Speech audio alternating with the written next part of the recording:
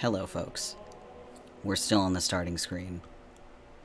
However, I hope you're ready for a totally normal, not weird at all, normal, regular chatting stream today, August 18th at approximately 2 p.m. PST.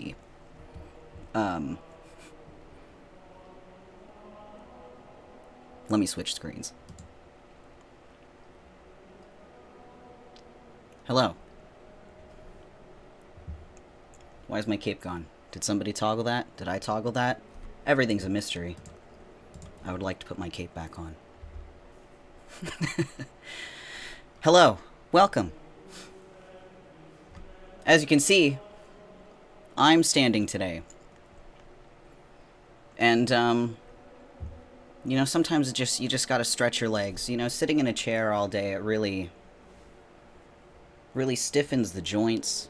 It's also really bad for your back. Supposedly, you're supposed to stand and walk around approximately every 3 hours for 15 minutes to stretch your spine so you don't risk spinal injury. So, I'm taking health into account today. I'm standing. But in addition to just standing, I'm going to be talking. And I'm going to be talking a lot. And I'm going to be talking about my favorite thing in the whole world. In fact, this thing is so important to me that we are going to be getting up close and personal. I will be invading your personal space the more I discuss this topic. So I hope you're ready, because we're going to be talking about the Epic of Gilgamesh today. What brought this on, you may ask? Well, I'm impulsive. I'm so glad that you're excited. As I'm sure you can tell, I'm also very excited. If my monotony is deceiving, don't let it be deceiving. I fucking love ancient history, then you are in the right place. You are in the right place. You are in the right place. So, but no, a little bit less cryptically, I decided to do this today because I was supposed to stream Fate Grand Order, and then my casting software doesn't want to work, and I think that's because it wants me to buy the premium version of the software, and I don't have any money to do that, so until further notice, I can't stream any mobile games till I find a replacement casting software, and I didn't want to cancel stream because I did that yesterday, but my arms aren't feeling well enough to play a video game, so I'm gonna do the next best thing, which is rambling about my favorite thing in the whole world. So, that's why we're here, that's the real reason.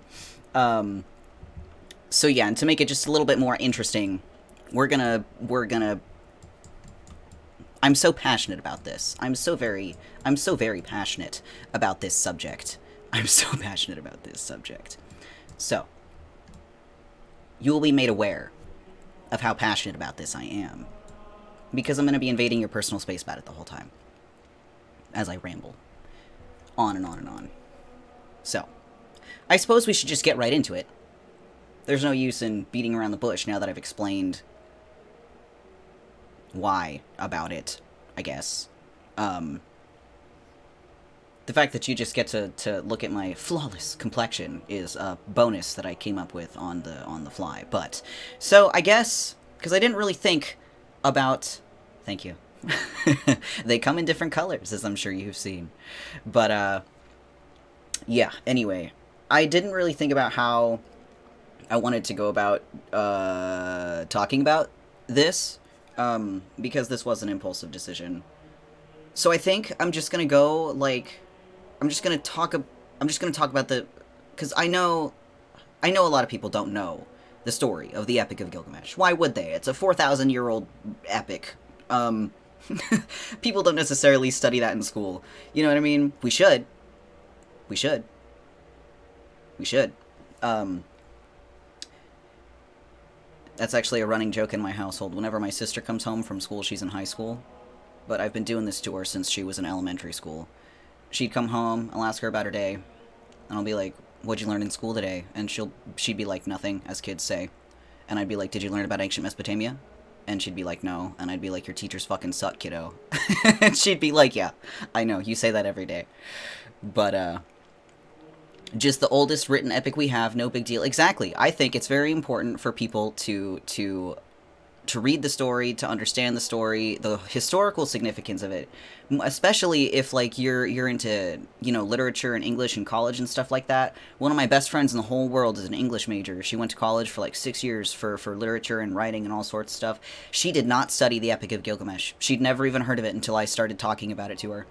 And I was like, dude, you literally, you spent so much of your life studying literature from around the world and how important it is, and you didn't study the first story, the first epic that we have. You didn't study it? Fucking stupid. Anyway, very passionate about this, as you can see. And I haven't even started talking about the epic itself yet. Oh my gosh. Okay. I'm gonna reel myself in. So I guess I'm going to explain what the epic is. I tossed around the idea of reading like a well put together version of the epic, because here's the thing. While we have recovered it, we have not yet, you have to say yet with a seriology, we're discovering new things every single day. So as it stands, right now, we have not recovered 100% of the Epic of Gilgamesh, and we are not sure if we ever will. Because it is so old, and because there are so many different written versions of it as we have already, and we just don't have the whole epic. The tablets that we do have, a lot of them have damage. Some are more damaged than others, but because there's damage, there are whole lines missing from the epic. So when translating these tablets into something that we would, you know, be able to understand, we're missing lines. There's nothing you can do. There's nothing to rebuild the lines. There's no traces of it left. And as the epic currently stands, since there are several different versions written in several different like periods of language, like, you know, there's an old Babylonian version, there's an Akkadian version, there's other versions from you know, other regions that are similar. We can cross-reference certain information to build more of the epic as a whole, but the fact still remains that we cannot reconstruct the missing lines. We do not have them in their purest form. Therefore, reading a direct translation of the Epic of Gilgamesh would basically be like reading broken sentences for an hour on stream straight.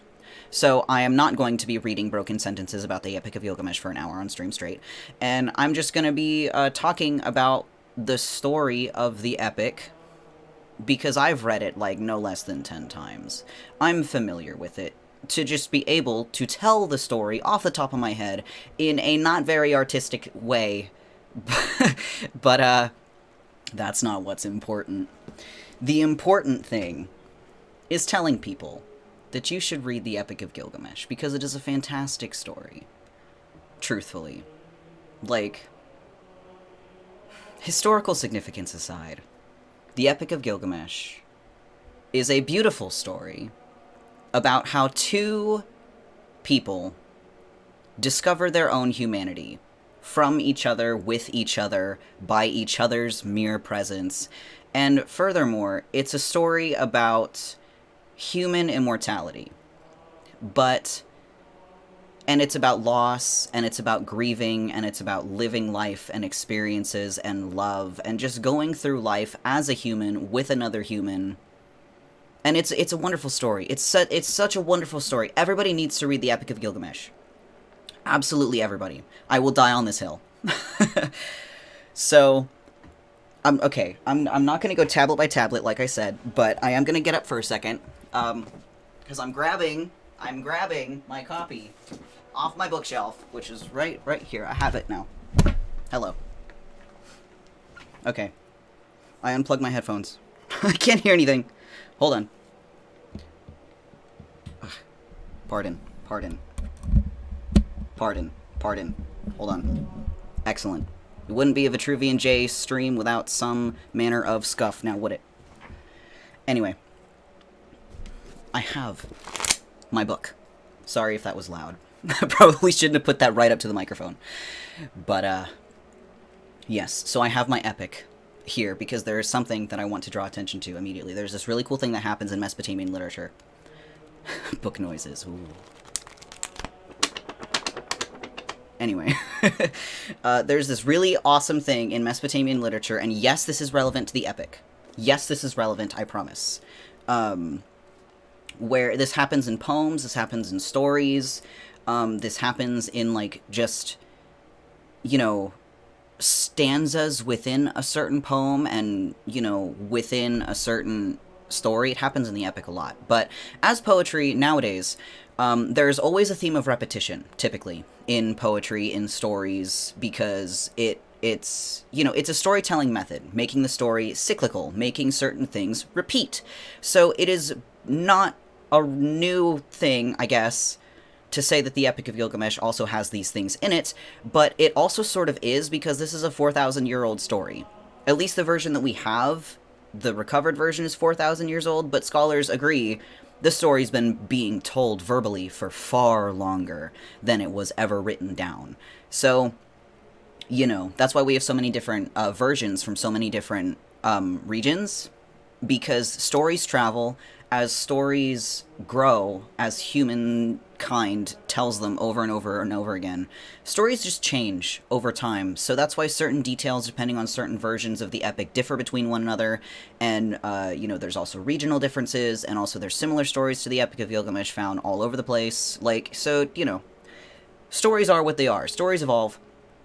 But within the story of the Epic of Gilgamesh, this theme of repetition is extremely prevalent, more so in Mesopotamian poetry and literature than in any other literature, really, because of the amount of repetition. In the epic, there's, like, you know, like in the Epic of Creation, for instance, which is a different epic, not from the Epic of Gilgamesh. In the Epic of Creation, there's this part where the god Marduk has to, rather, I'm getting a little bit off topic, but it's still Mesopotamia. So, Tiamat, mother goddess, she's very upset. She's very upset, and she's got, like, an army of children that she made to wreak havoc across the whole world, and she's causing a lot of problems for the other children gods that she has. So these gods are like, we gotta stop Tiamat, because she's ruining the fucking world. We have to stop her. How do we stop her? We have to send one of us to go defeat the army and thus defeat Tiamat. So there's, like, 4 exact same, like, 10-sentence stanzas, right? It's the same words, it's the same sentences over and over and over, repeated almost back to back to back to back, with a different god going to try and fight Tiamat and failing each and every time and returning, and they'll say the same thing to, you know, to the leader gods, and they'll say, you know, this, they failed the same way for the same reasons, but it's literally just copy-pasted over and over and over again. But it's a literary device until the god Marduk takes on the job, and then he goes and succeeds, and then it breaks the cycle. And, you know, you get the same stanza, again, repeated, almost copy-pasted, after Marduk's success, but all of the failure words are replaced with, like, success, right? So this happens a lot in the Epic of Gilgamesh. There's several dreams that I'm going to be talking about, where, like, the format of the dreams are just repeated. The format of, you know, Gilgamesh and Enkidu offering the gods offerings. The same lines are repeated over and over again. The same themes are repeated over and over again. The entire epic is one giant circle, both in themes, in, like, literal delivery of certain, you know, narrative devices, and the most important one, because the story is about learning about your humanity, it's about accepting your humanity, and it's about being human, right? So, and accepting the things that you can do and the things you can't do as a human also. So, there is, I will read it for you because we actually have the complete stanza.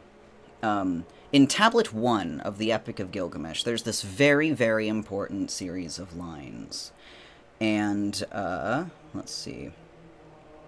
I'm looking for it right now. Let me go to the end to make sure that I'm starting at the right place, because it's at the beginning and it's at the end.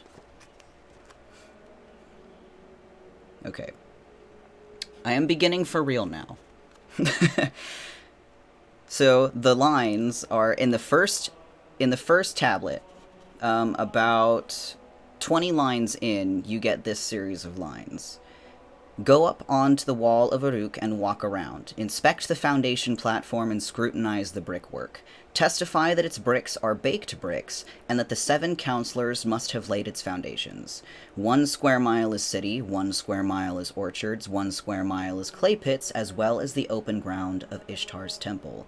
3 square miles and the open ground comprise Uruk. Now, Uruk is the kingdom that Gilgamesh rules over. But so in that, series of lines, you, the reader, are called to bring your attention to this kingdom of Uruk. It's the largest kingdom in ancient Mesopotamia at this time. King Gilgamesh rules over this place, and you are supposed to focus on how the city was built. And notice, Gilgamesh is not mentioned in the bricks being laid. It is the 7 counselors, which are basically like 7 super high important priest people who, according to other sources, they were supposed to bless the bricks and bless the foundation before they would go on to be used to build the wall of the city. That King Gilgamesh did build. He built the walls of Uruk. I swear I only ever pop by just to say goodnight. Well, welcome, and also goodnight. I appreciate you coming in regardless. But, you can put me on in the background and I can, ramble you off to bed. Yeah, bedtime story, exactly. That's a better thing than I said. But yeah, you're brought to, your attention is supposed to be brought to the kingdom of Uruk and how it was built by simple bricks, with simple foundation, by ordinary men. And then it launches into the greater epic, as it is told, which, I said, I will not be literally reading from beginning to end. So, the epic begins, getting you to think about the kingdom of Uruk. Like I said, it is the largest kingdom at this period of time. And King Gilgamesh rules over it. He is a great king because he is a demigod. He is 2/3 god, 1/3 human. Very important. Because he is 2/3 god, he is too strong, too overpowering, too intense, too brazen, too brash, too reckless, too anything to be a match for any other human citizen in his entire kingdom that he rules.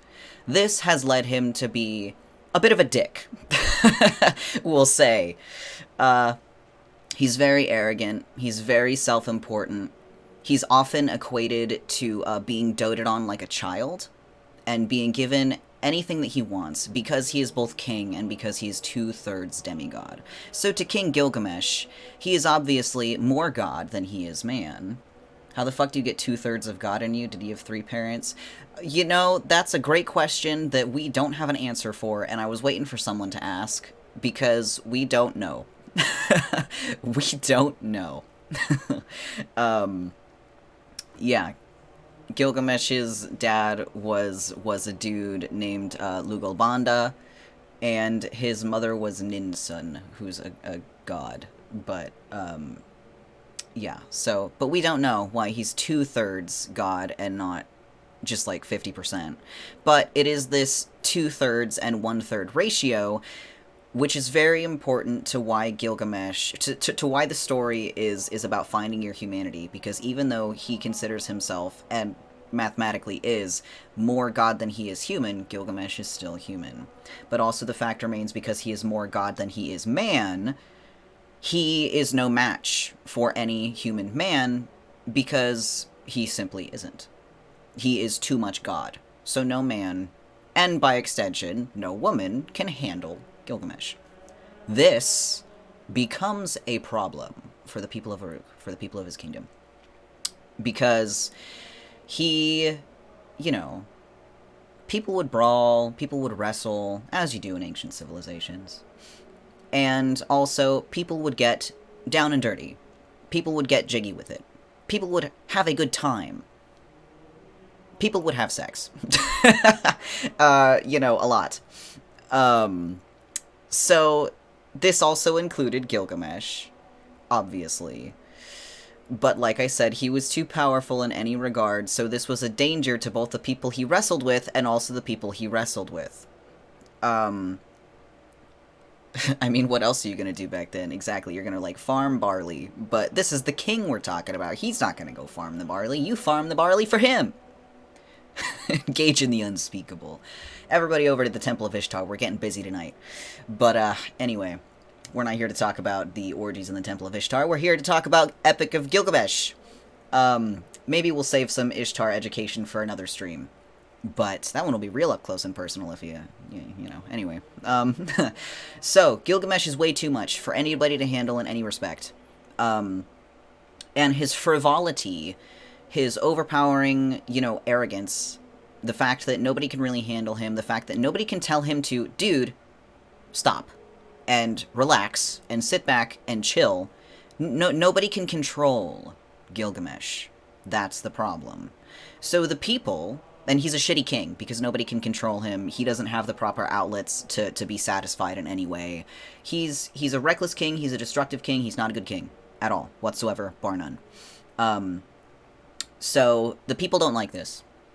And the people ask the gods, very, very deeply, can you guys please help us with King Gilgamesh? Can you give us somebody? Can you send someone down who can be a partner, who can be an equal to Gilgamesh, so that the rest of us can make frickin' relax, and so that we don't have to deal with this anymore, because this is too much for us.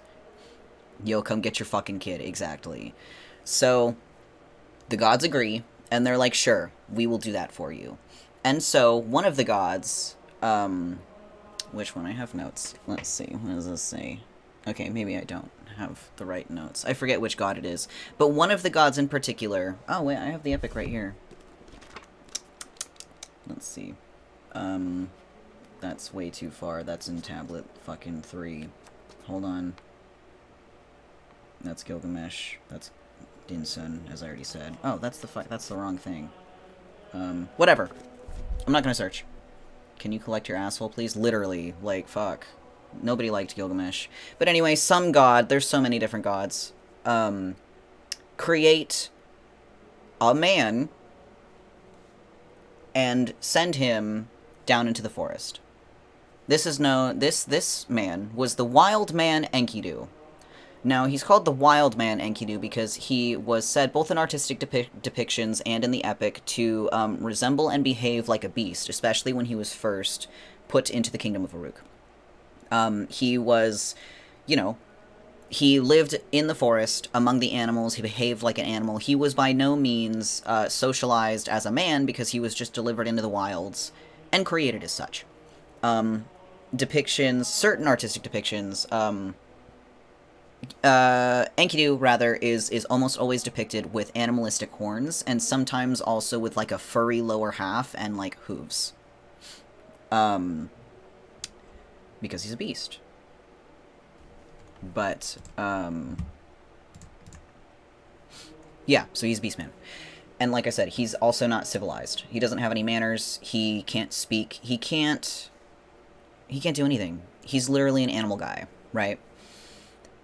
So, Enkidu is living in the woods, and he visits a watering hole one day with the rest of the and gazelles, whatever, and such. And a farmer's son, oh, piss. Well, an ad's gonna start in a minute, but whatever. We're gonna go until the minute and then I'll stop. But a farmer's son sees a whole-ass human man drinking with the gazelle at the watering hole. And he tells his dad, Pa, there's this weird fucking cat outside.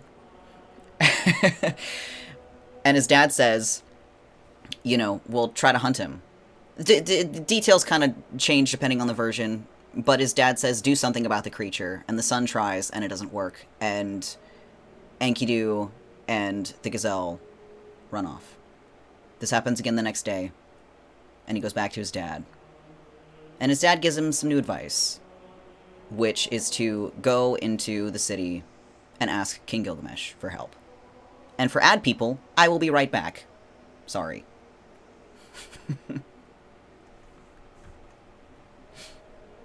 Well, it says ad starting soon, but I don't know if it's actually started yet. So this is very silly. Maybe I should just continue instead of having a commercial break. I know, right?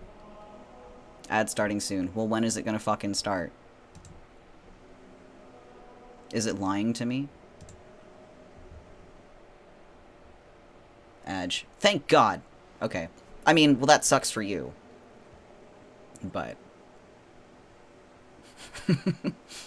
cliffhanger. But anyway. I'm having a great time. I hope you're having a great time. This is lovely. I wish I could move closer to the camera, but this is unfortunately as big as I can get. So... it would be funnier if I was, like... if you could only see my eyes, though. I think that'd be great.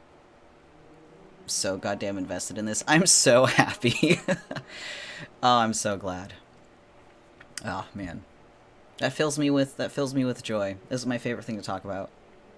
I could literally talk about this subject for like 4 hours. I'm gonna try not to, but we're already 30 minutes in and I haven't even gotten into like the end of tablet 1 yet. Let me open this again. Let me see if I can. I have 2 copies of the Epic of Gilgamesh. Did you know that?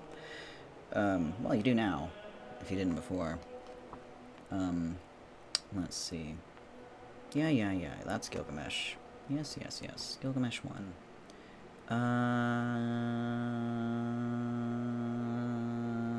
Nope. Okay. Haven't gotten to that part yet. Anyway, are you ad-free? I believe you should be. So, let's get back to the topic at hand. So, the farmer. Excellent. The farmer tells his son, go into... oh, I forgot to mention. Enkidu was also responsible for constantly freeing the gazelle and the other game that the farmer and his son were trying to hunt. So this was a McFrickin' problem, because the people aren't getting their meat, the people aren't hunting as efficiently, because there's some guy running around in the woods who's freeing all of the animals. So this is a problem, and the culprit is found at the watering hole. And then the farmer's son is like, hello, my beautiful darling baby boy, go into the kingdom of Uruk and seek King Gilgamesh's help. Surely the king will know what to do in this situation. So the son does just that. He treks all the way into the kingdom, and he asks, not directly King Gilgamesh, but he asks the priests, who were very high-ranking officials. You would find priests everywhere. Temples, religion, it's all very important in ancient Mesopotamia. So he asks the priests, what can I do? And he explains the situation with the weird cat at the watering hole and everything about, you know, the how he's freeing the monsters, how he's freeing the animals and everything.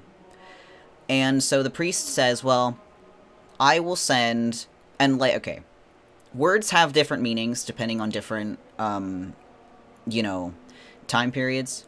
So the modern equivalent of this station was a prostitute. So I'm going to be using the word prostitute, but it's basically like prostitutes were very sacred people. They worked at, you know, at temples. They were midwives. They were very, you know, important spiritual figures in society. Prostitutes had many things that were, or many purposes that were not the linear modern definition of the word prostitute. But I am going to be calling them that because that is the equivalent to the word. So don't be worried about it. But anyway, educational purposes. So the priest sends the prostitute Shamhat with the boy and says she will know what to do. She can tame the wild man. Simply bring Shamhat to the watering hole and have her wait there, and then when the wild man shows up, she'll do her thing, and the problem will be solved. So the farmer boy brings Shamhat to the watering hole, and she waits there for Enkidu to show up. And he does, eventually. And Shamhat basically woos him and uses her beautiful body and voluptuous wiles to tame Enkidu. And it's exactly what you think it is. We stand, right? But hold on, there's more. Shamat is very good at her job. Because she not only convinces the wild man to lay with her, but they do the deed for 7 days and 7 nights until Enkidu is wholly satisfied and wholly out of energy and wholly done. Iconic. She sure is drained. So yes, 7 days and 7 full nights. In some versions of the epic, they do have breaks, but in other versions it's too ambiguous to say for sure. I now have a new role model. In this house, we love and appreciate Shamat. But, yeah, in some versions, they did have breaks and they would talk with each other. And during these breaks, when they were simply laying together, Shamat would tell Enkidu about civilization and about fellow man, and just telling him about society and about the kingdom of Uruk. He doesn't speak, though. The more Shamat dealt with him, the more Enkidu lost the wild animal part, and the more he became a civilized man. Hence the taming of Enkidu. She was teaching him about, about the world, about society, about civilization. Learns how to speak English by the power of Coochie. Oh, man. But, yeah, so essentially, mythologically, it's because Enkidu was created wild, and she was a spiritual worker, right? So her influence as a person belonging in civilization and as a human being, through her work and through teaching Enkidu the ways of humans, through these deeds, he became more human-like and less beast and animal-like. So this actually very much troubles Enkidu, because at the end of all of this, when he is now fully tamed... I don't know why I said English. English didn't exist back then. Well, I didn't catch it either, so here we are. Babylonian. Yeah, learns how to speak Babylonian. But anyway, I didn't catch it either. That's embarrassing. But moving on. We have one brain cell, and it's focused on the Epic of Gilgamesh. Not on what the Epic of Gilgamesh language was, I guess. But, yeah. So, is this an analogy for incels? No! Hush! Let me continue! Because I kind of forgot what my train of thought was. Because Enkidu... Yeah, so he became human because she was human. Oh, right, he was very upset when all of this was done, because through learning how to be a human and making that spiritual shift, he lost the ability to confer with the other animals. He wasn't as fast anymore. He wasn't as strong. His instincts weren't as sharp. He was very upset about this, because this was how he was created. He lost a very important part of himself because he was tamed and because he became more human. But yeah, this bothered him. He was severely weakened when he lost that part of him. So Shamat says, well, now that you've become a man and become human, let's go civilize you the rest of the way. I'm going to bring you back to the kingdom of Uruk, and I'm going to show you how to live. Cursed by the power of Coochie. Yep. What it does to a man. But, yeah. So, she brings him into the kingdom of Uruk, and almost immediately, we get I guess Enkidu, gets a taste of what kind of guy Gilgamesh is. Because one of the things that Gilgamesh did that nobody in town liked was when a couple was to be married, it was the king's duty to deflower her before her husband could. So, this happened to be one of those nights. A wedding had just taken place. So, the bride and groom, now freshly married, are about to go to bed with one another. But the king must go first. So Gilgamesh approaches the household, and he is getting ready to bed the wife. The husband is not very happy about this. Sometimes, depending on the version, it's the brother-in-law, but who's not happy about it. But regardless, there's somebody barring the door and being like, "No, King Gilgamesh, I'm not very comfortable with this." And King Gilgamesh is throwing just a little bit of a tantrum about it. And it is this commotion that gains the attention of Enkidu, who is now in town. And he learned along the way who King Gilgamesh was, what this celebration was for. He learned all of the context that's important to this altercation, and he finds King Gilgamesh. He finds this commotion, like I was saying, and he doesn't like what's going on. And he's like, "Hey, dude, that's fucked up." And Gilgamesh is like, "Who the fuck are you? And why do you think you can tell me what to do?" And they start to fight. They start throwing punches. They start wrestling right there in the threshold. And this fight lasts for at least a day, I believe. It was a very, very long fight. Hours, at the very least. Into nightfall. And neither one could best the other. Now, this was a brand new experience for Gilgamesh, who, up until this point, had been very easily able to overcome absolutely anybody that he was ever in any sort of physical conflict with. Because he was 2/3 god, he was very, very strong. He could very easily overpower anybody in any sort of physical tussle.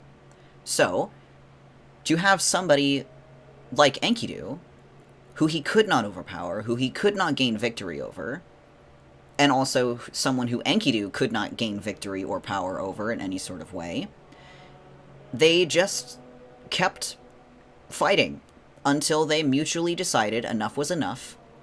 And Gilgamesh looks at Enkidu, and he's like, "You're my best friend now.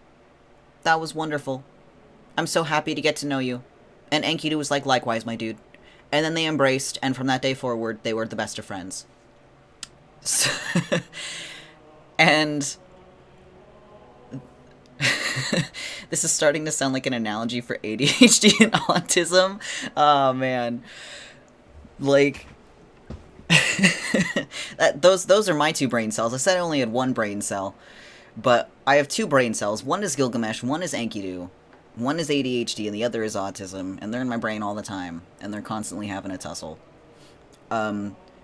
Such tussles are exactly why I impulsively decided to have this close-up gimmick and talk about the Epic of Gilgamesh for a very long time today on stream instead of doing anything else. So, with that out of the way, Gilgamesh and Enkidu were the best of friends. And it's also, because I'm just going to get this out the gate right away, Enkidu is also... I'm loving this gimmick, and I'm very proud of your two brain cells. Thank you. Thank you. Thank you. I appreciate it. But, so... Scholars who are cowards, and scholars also who are idiots, and should not be called scholars in relation to the Epic of Gilgamesh, the cowardly ones, the idiot ones, would tell you that Gilgamesh and Enkidu were only friends. But no. They were lovers.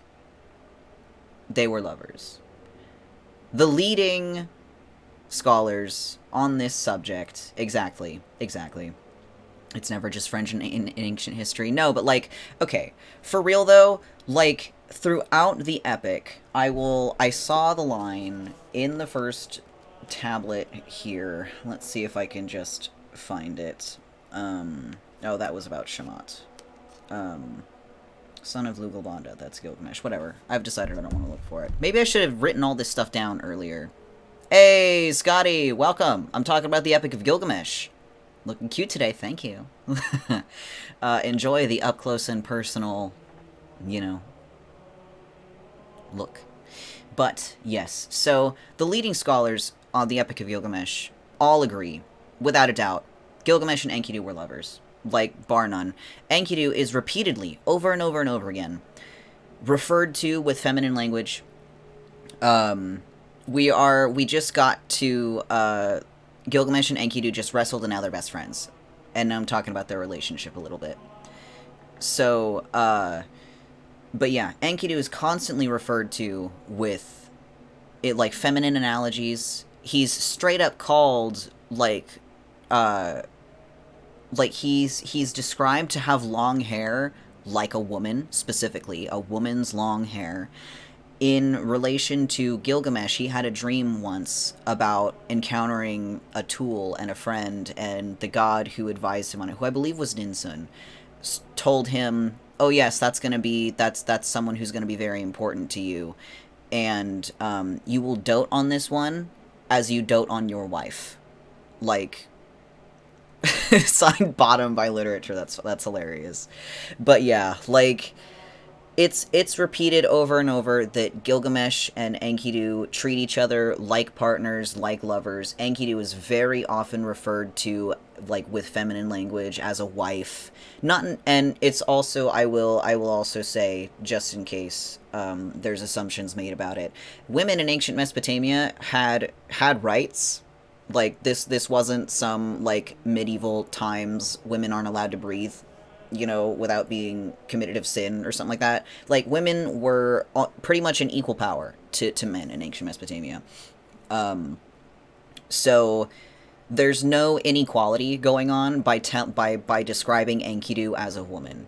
He is in every respect equal to Gilgamesh. He is just described as a wife and, like, as feminine to further drive home the fact that, yes, these two were lovers, as a man and as a wife would be.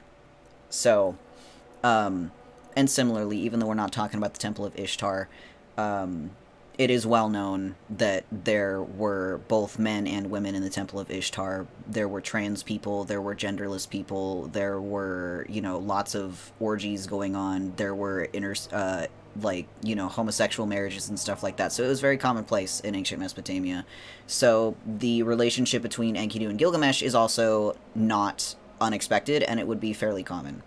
But yes, so scholars agree, Gilgamesh and Enkidu were not only best friends, they were also lovers. So, these two best friends, after they wrestled and declared their friendship for one another for the rest of their lives, people asked to take Gilgamesh back and they sent him a bussy instead. Oh, man. But yeah, so the gods were like, damn, dude, get you some ass. But anyway, so yeah, these two are best friends, and then we move on to what is widely considered mistake number 1 that Gilgamesh and Enkidu committed together. So,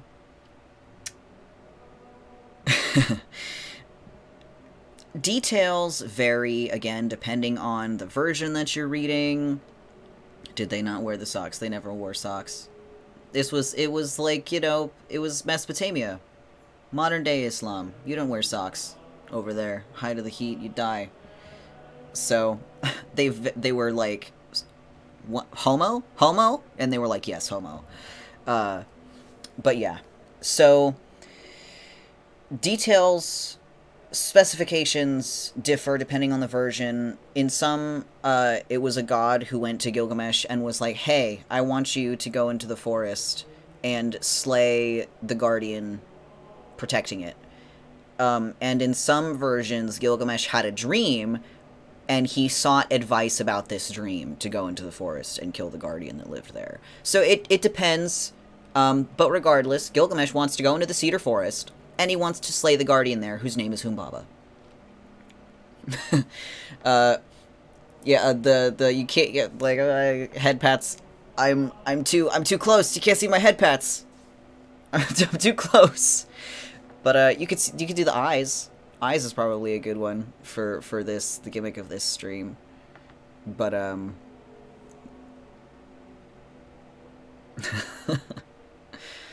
it should be working. Is it not working? My eyes are the same color. I can't believe it. Why is this happening? You know what? I think it's this one. Nope, that's green. I have hotkeys. There you go. I'll turn it off after a minute. I guess I'm just doing this manually. So anyway, I'll fix it later. I don't know why it's not working. It should be working. But, so, the importance of the forest. I now have to talk about the importance of the cedar forest.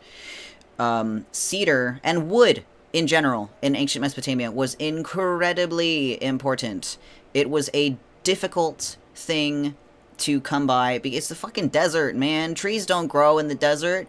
Wood is very hard to come by, and if there was wood, it was most likely being imported from places, so it was not a very commonly, acquirable material and stuff. That's why things were made of clay. That's why things were made of bricks and stuff, because you can't find wood. There's no wood in the desert, and not everybody is rich enough to import wood.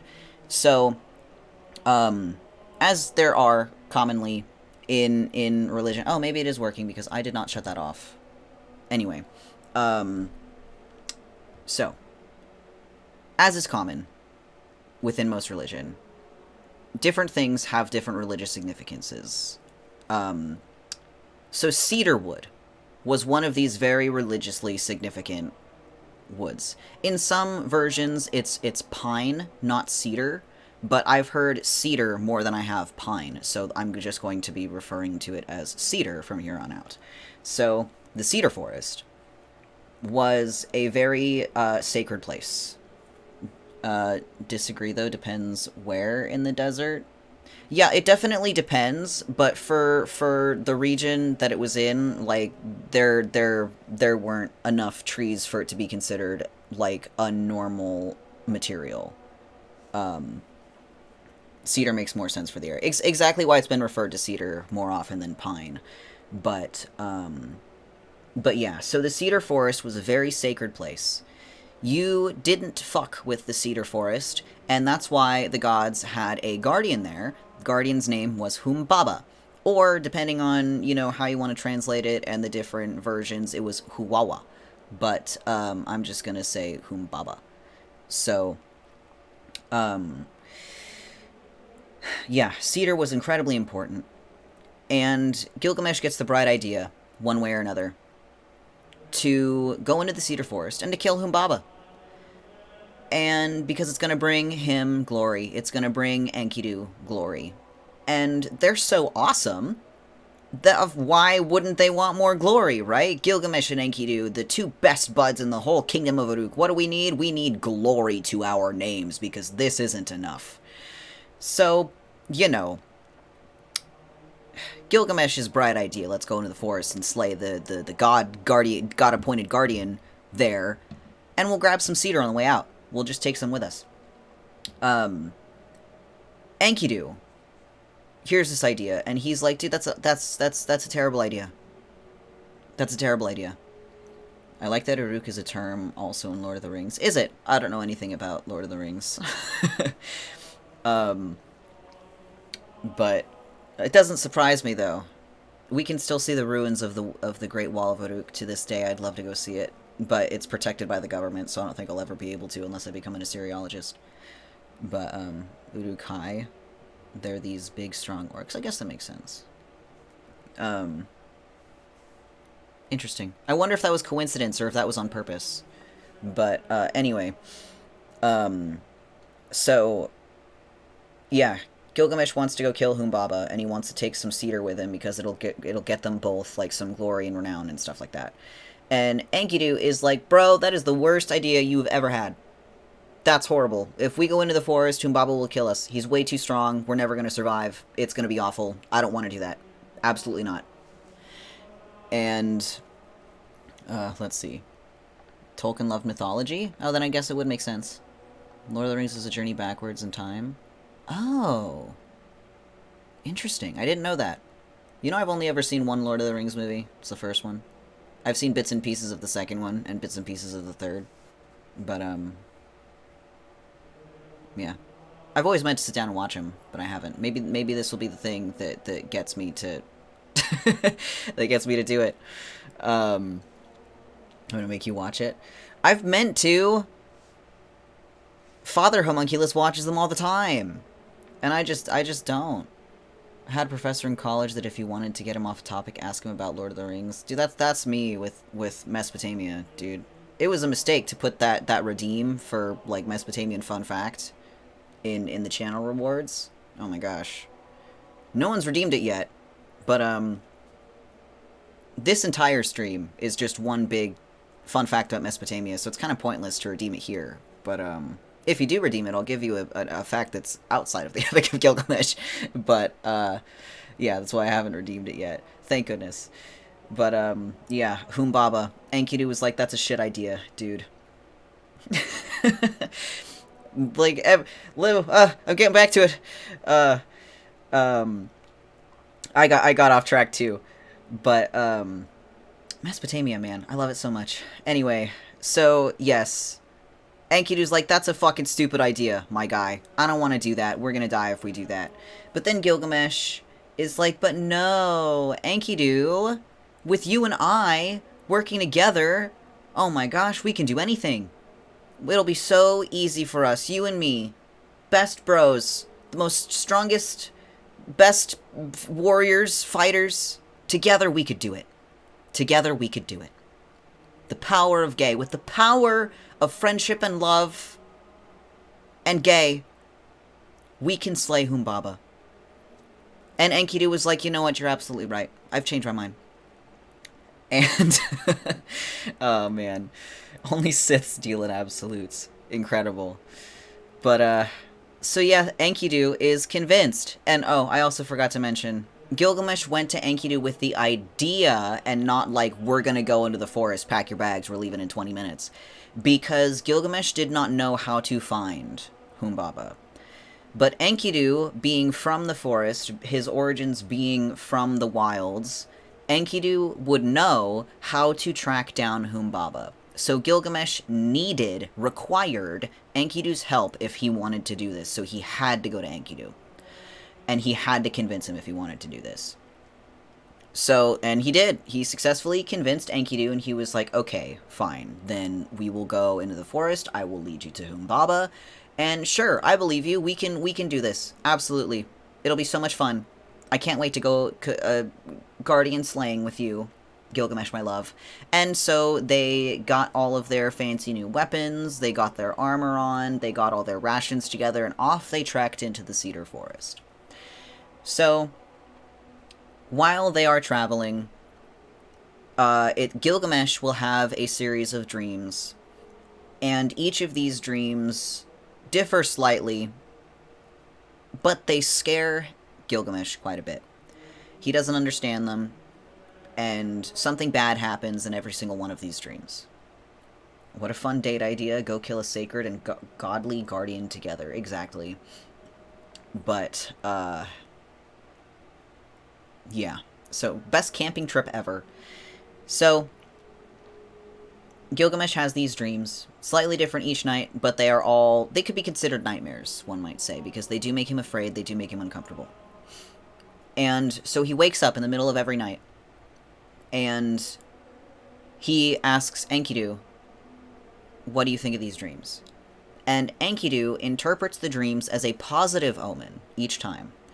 And he reassures Gilgamesh that we will be fine, we will survive, Humbaba won't be able to overpower us, we will be able to slay him, and we will return to the kingdom victorious, and everything will be fine.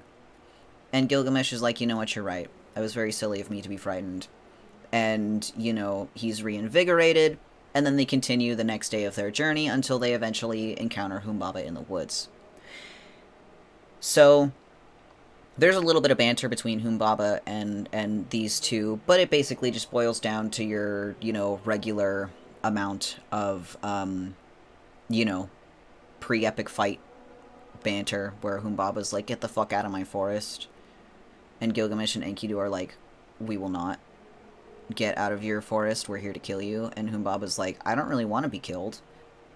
Do you realize how important I am and how important this place is? And they're like, we're here to kill you, Humbaba. Like, you know, it doesn't change their mind. Yeah, they were very adamant about what they were gonna do.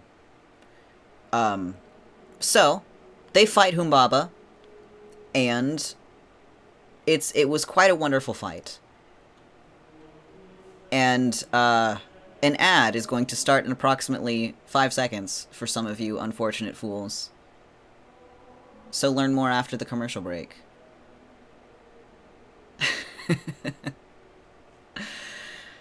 This timing of mine is impeccable, isn't it? Also, have we already been going for an hour? That's absolutely insane. Because ads go off every 30 minutes. 10 out of 10 timing. Thank you. Ah, man. Oh, hydrate. Thank you. Yes. I'm gonna mute myself really quick so you don't have to hear my slurping.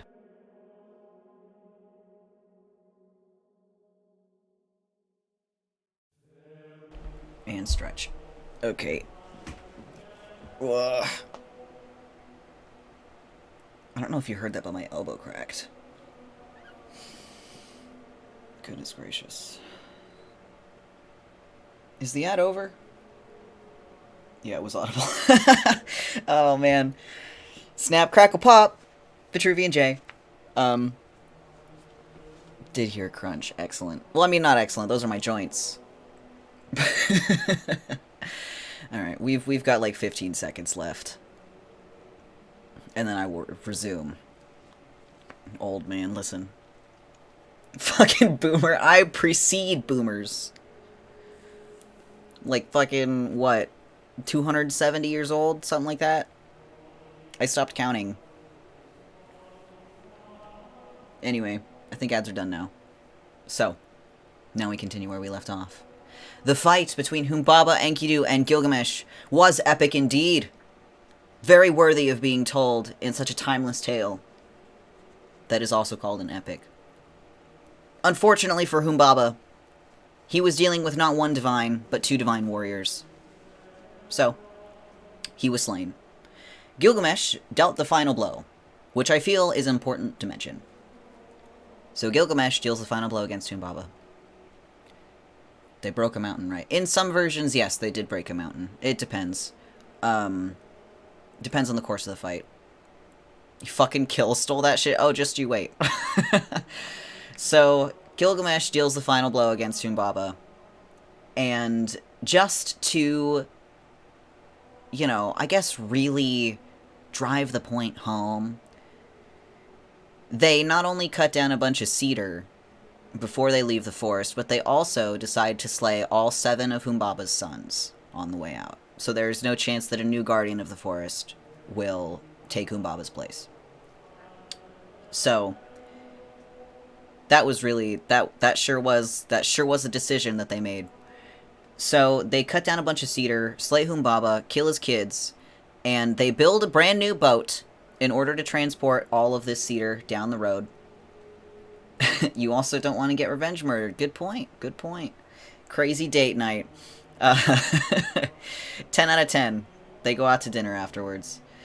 But, I mean, they literally do, because after they finished killing Humbaba, they cut up his meat, and they offered some of it in a fire to the gods, and notably thanked, a god Shamash. Not Shamat. Shamat was the name of the prostitute. Shamash is the name of the god. But, anyway. Shamash had been providing blessings for them this whole time, which is also very important to remember. Remember that.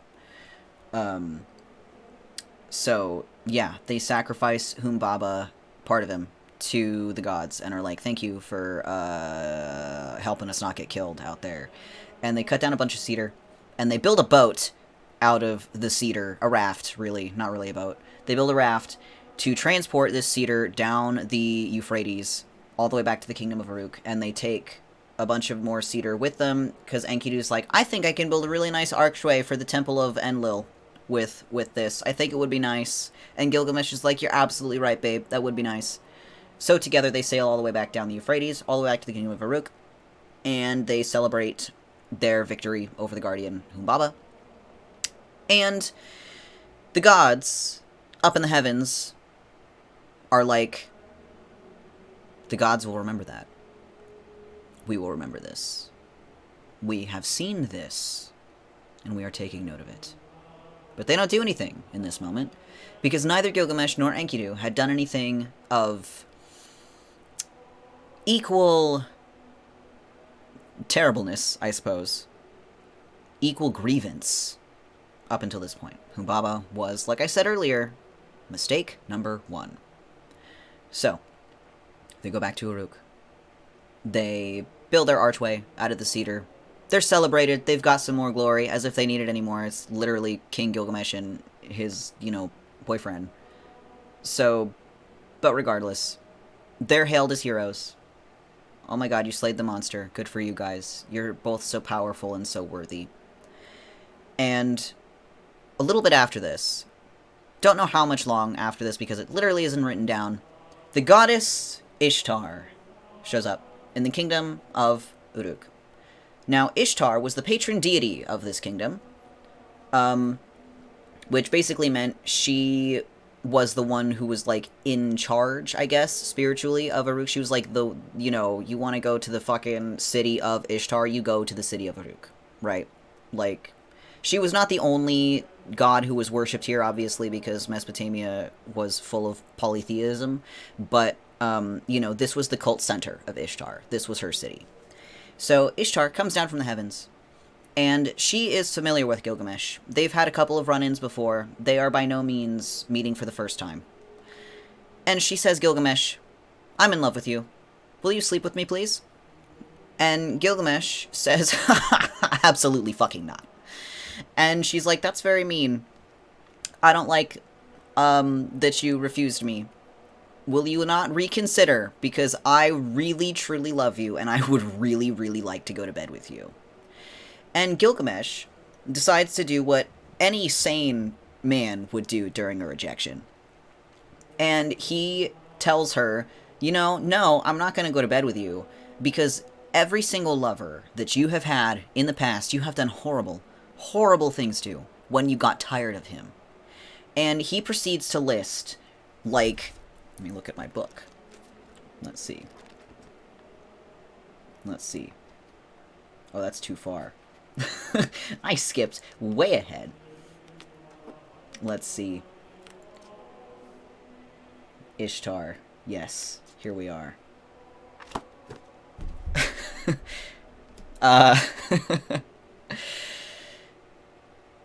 He lists no less than 12 instances of Ishtar doing horrible things to her lovers. He pulled receipts for his PowerPoint. Literally, dude, he went off. He was like, no, I will not sleep with you, because, Joe, you turned him into a pig. Remember Matt? You cursed him to never be able to speak again. You remember Tim? He smells bad all the time now. You remember James? Like, he went off. He pulled up so many names, and she did different things to each man that he named, and they were all horrible things that they would never recover from. Like, she does literally transform a guy into like a pig or something because she just got bored of him and didn't want to be sleeping with him anymore. She is very fickle goddess.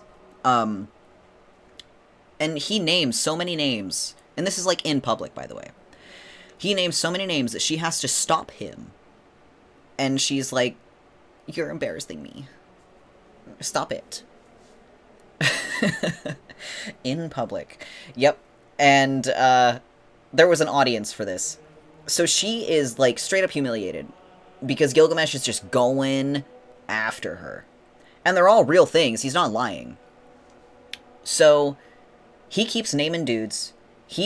And keeps naming what she did to them. And she has to tell him to stop because she's had enough. I can't believe you've insulted me like this.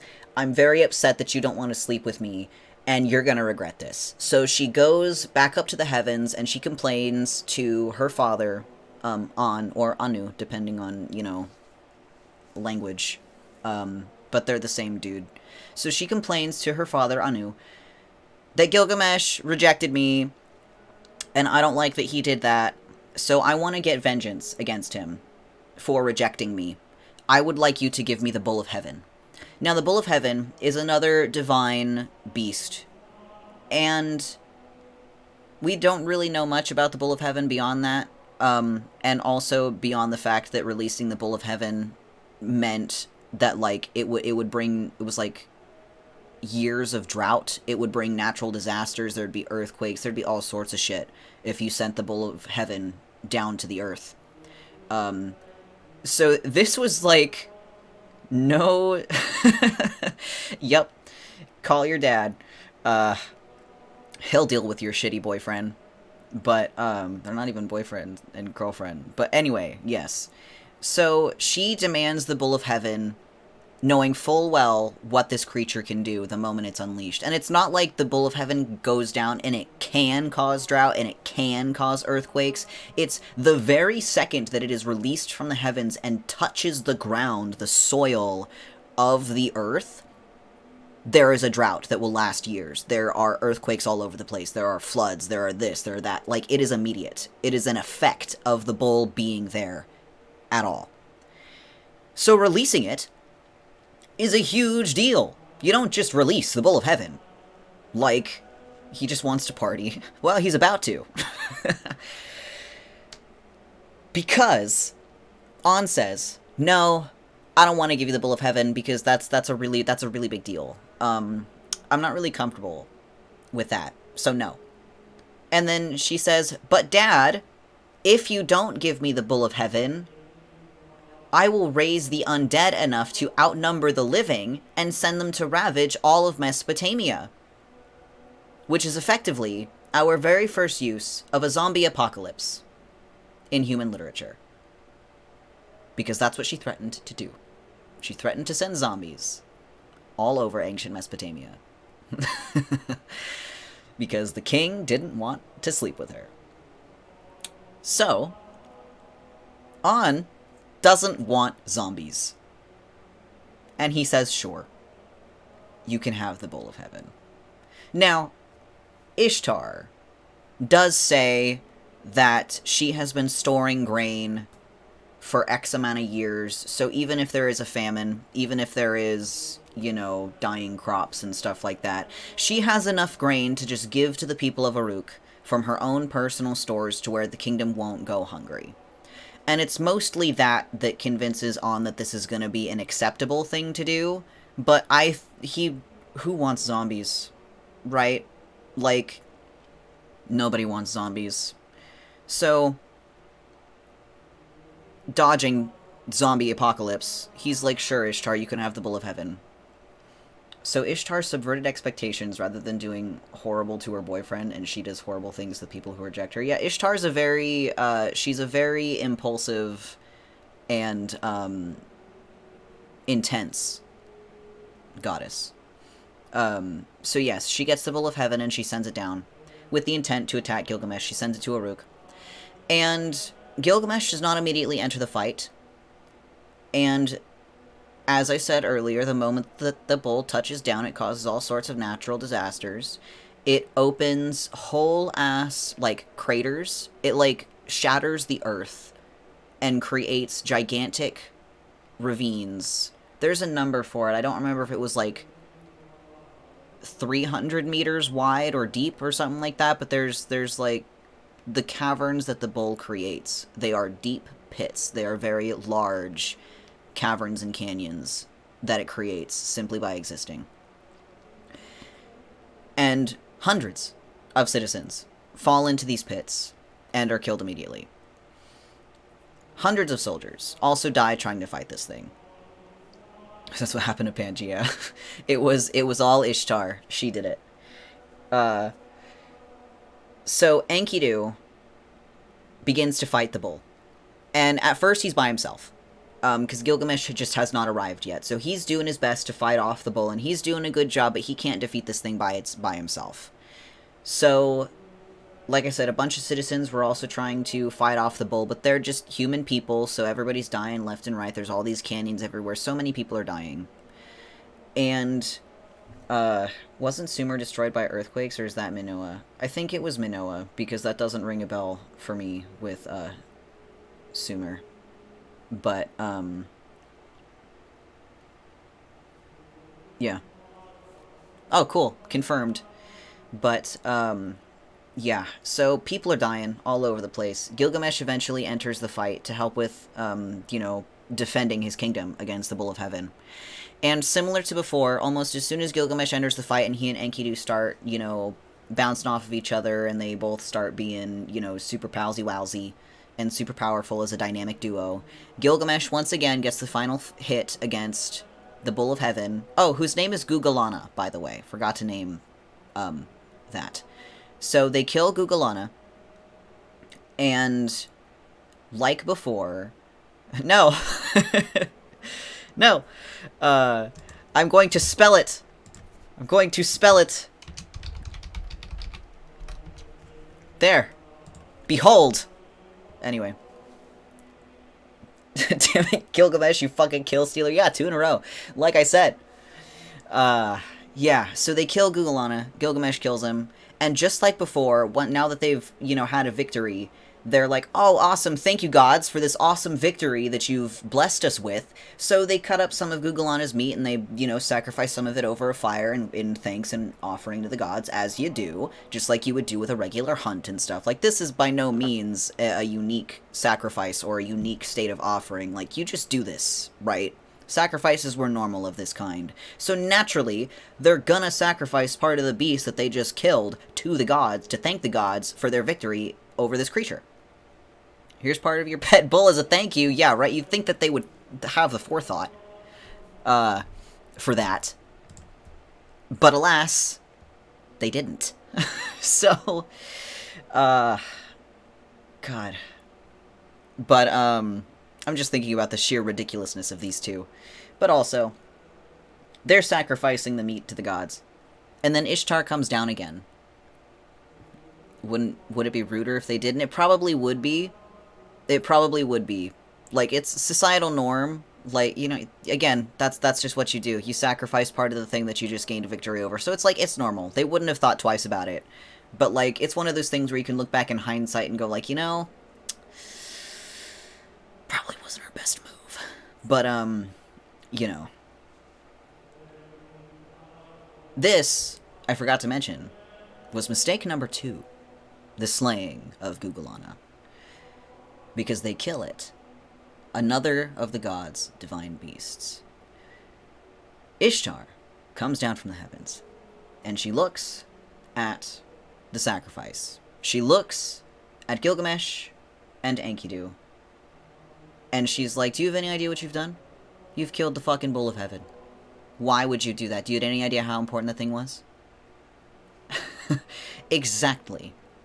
Exactly. What did she expect them to do? These two divine warriors, these two battle-thirsty divine warriors created by the gods themselves, their kingdom is being ravaged by this gigantic bull. What else are they supposed to do? They're going to defend their kingdom. So, they defended their kingdom, and they slayed the Bull of Heaven. And Ishtar's very upset about this. And again, she says, how dare you do that? This was a very important creature. I cannot believe you would kill Gugalana.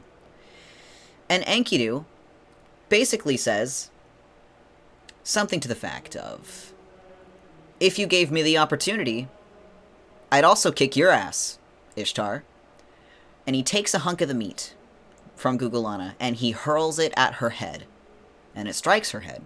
She's unable to dodge. So being further humiliated, she cries and goes back up to heaven and complains to her father once again. Yes. In some versions, Enkidu goes so far as to say that he wishes to string the intestines of Gugalana along her outstretched arms, if he was ever given the opportunity to do so. So, the intensity of the insult varies, but regardless, it is quite the insult to be slinging at a goddess who is also the patron deity of your kingdom. There are layers to this. So, Ishtar goes back up to heaven. And when she does, Enkidu says to Gilgamesh, while they're still downstairs celebrating their victory, I think the gods are convening. I wonder what they're speaking about. And a goddess who's known to be impulsive and fickle, exactly. So the gods are indeed up in heaven, and they are indeed having a meeting. And they're laying out these two egregious sins, these two horrible crimes that Gilgamesh and Enkidu have committed together. And they say something has to be done. These two are out of fucking control. What are we gonna do about it? And so one of the gods suggests, I think it was Enlil, actually, which is kind of silly because it was Enkidu's idea to build a really nice cedar archway for the Temple of Enlil, and Enlil is, like, the first to jump to, I think we should kill Enkidu. So, you know, thanks for the archway, Enkidu, but I think you've outstayed your welcome. But, anyway, Enkidu's life is volunteered as punishment, because they do agree that one of them should die, and they just choose Enkidu. Now, I do believe there are narrative reasons for why Enkidu was chosen over Gilgamesh, outside of just the fact that Gilgamesh was king, and this is called the Epic of Gilgamesh, not the Epic of Enkidu. But maybe I will go into that after I conclude the story of the Epic of Gilgamesh.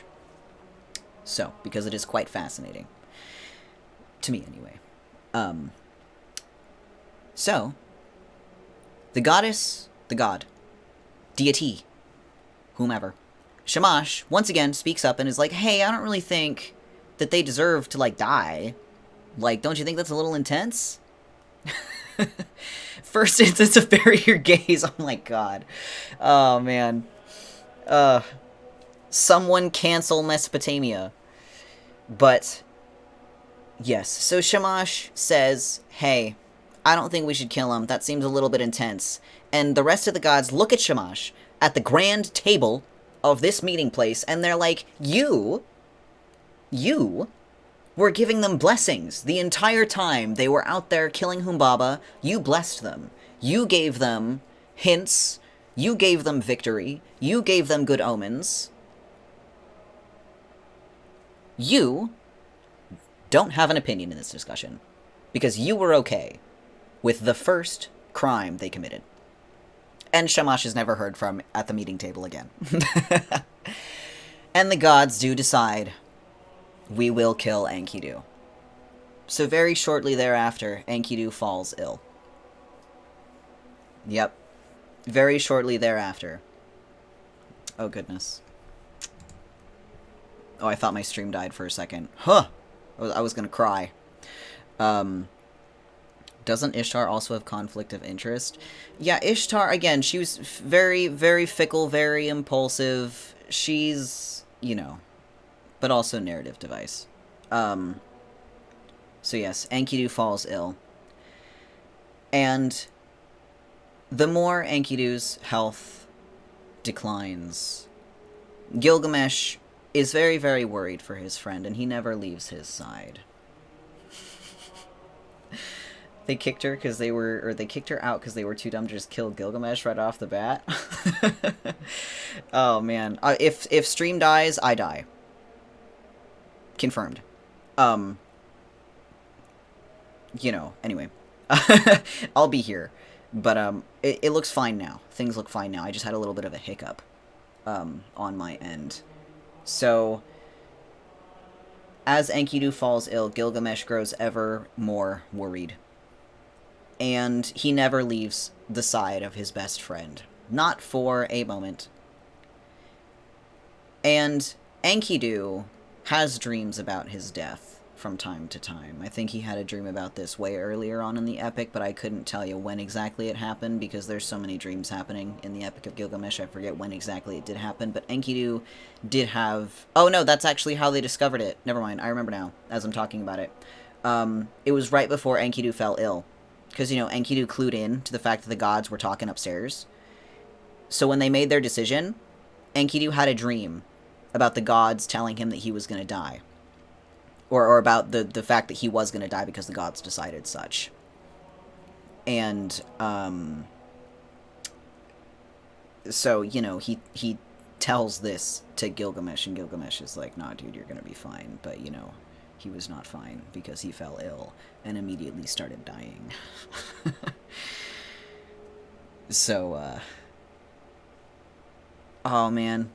Probably. Hold on, I have to refresh my stream manager. Give me a second. Things are a little bit laggy. Alright. I think that's better now. So. Yeah. Enkidu's dying. Gilgamesh is there. I'm imagining some very bittersweet moments in my head right now, and it's making me sad. Oh, man, absolutely. You should be, because this is the saddest part of the whole epic. Enkidu's dying. And as he's on his deathbed, he's overcome with a sense of sorrow and a sense of regret. And he's so angry about what's befallen him. And he's reflecting back on his whole life. From his creation. Oh, goodness. Did I die? No, I didn't die. Okay, cool. Anyway, I got a latency warning. But he's reflecting back on his whole life. He reflects back to the moment of his creation. He reflects back to when Shamat was sent to him and when she was taming him. And in anger, in rage, even, he calls Shamat to his bedside, on his deathbed, and he curses her. And he curses her violently. Blame it all on the coochie. He does blame it on her, because if not for her, he never would have come here. He never would have died. He would not be in this situation if Shamat did not come to him first. And he is incredibly angry that she had the audacity to do this to him and to civilize him. And so he curses her. And he curses her thoroughly. And Shamat says to him, I'm upset that you are cursing me, because if I hadn't done that, you would not have had everything that you had. And he's reminded of, you know, his friendship with Gilgamesh. He's reminded of the people in the city that he's come to know. He's reminded of all of the great, awesome experiences he has had in his life leading up to this moment. And yes, he is dying. Yes, he's here ultimately because he was civilized. And yes, Shamat did do that. But he has to accept that this is how things are. And in so doing, he's reflecting on his life, and he's looking back, and he is loving what he did have in his life and what he did experience in his life. So in this moment of reflection, he revokes all of the curses that he had just spat at Shamat, and he apologizes, and he takes every single one of them back, word for word, which is another instance of the, you know, Mesopotamian, you know, pattern of literature where the same prose is repeated, word for word. He revokes each of those curses, word for word, to ensure that Shamat will not be cursed after all. And he does very deeply apologize to her. He's very sincere in his apology. And he speaks with Gilgamesh for a time as well. And Gilgamesh tells him, you know, how much... basically, they talk about how much they loved each other. And how much they cherished each other's experiences. And how much they are going to miss one another. It is very apparent that they're already both in mourning. Neither of them want to be separated from the other. whatsoever, and it's going to hurt both of them deeply to be separated. And if it was either of their choice, they would never be separated forever, because they love each other so much, and they don't ever want to be apart. And Enkidu apologizes to Gilgamesh that he is going to have to leave. And historians called them bros, unfortunately. But, yeah. It's ad time.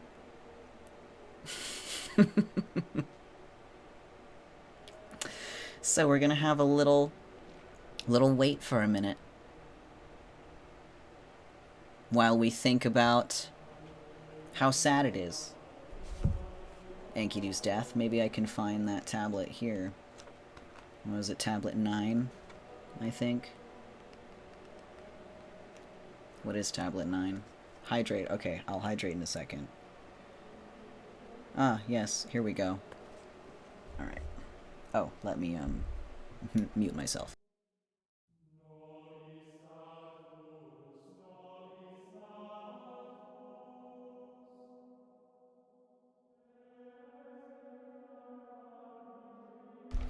Okay. I am hydrated. And let's see. Whoops. I only wanted to go back one page, not about 15. I wonder if I could just read. I could. Oh my god, it's so long. I could read the excerpt from the epic, if you want me to. Tablet 8 is just Gilgamesh mourning Enkidu.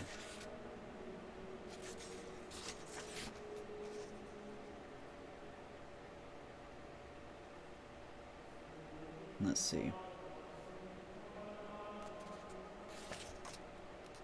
But yeah, he weeps bitterly.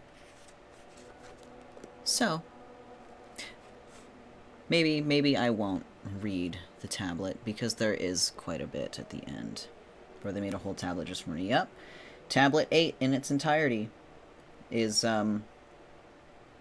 Gilgamesh talking about how much he is mourning Enkidu. So it's the end of Tablet 7 that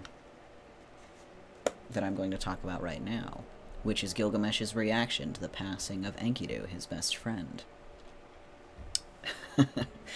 It is so gay. So Gilgamesh, after the death of his best friend and lover, Enkidu, stays at his side for days. I probably should have read how many days it was, but I can just do that right here. Let's see. Dun, dun, dun, dun, dun, dun. Maybe not, whatever. Gilgamesh sat by Enkidu's body for days. And you know what happens. After someone dies, they begin to decompose. So Gilgamesh begins to witness the decomposition of Enkidu's body. Yes, quite stinky. And, because, you know, he was just so torn up, he was not about to leave his best friend's side. Whether or not Enkidu was alive, that was still his best friend. That was the most important person in the whole wide world to him. He was not about to leave Enkidu any more than he already had. So,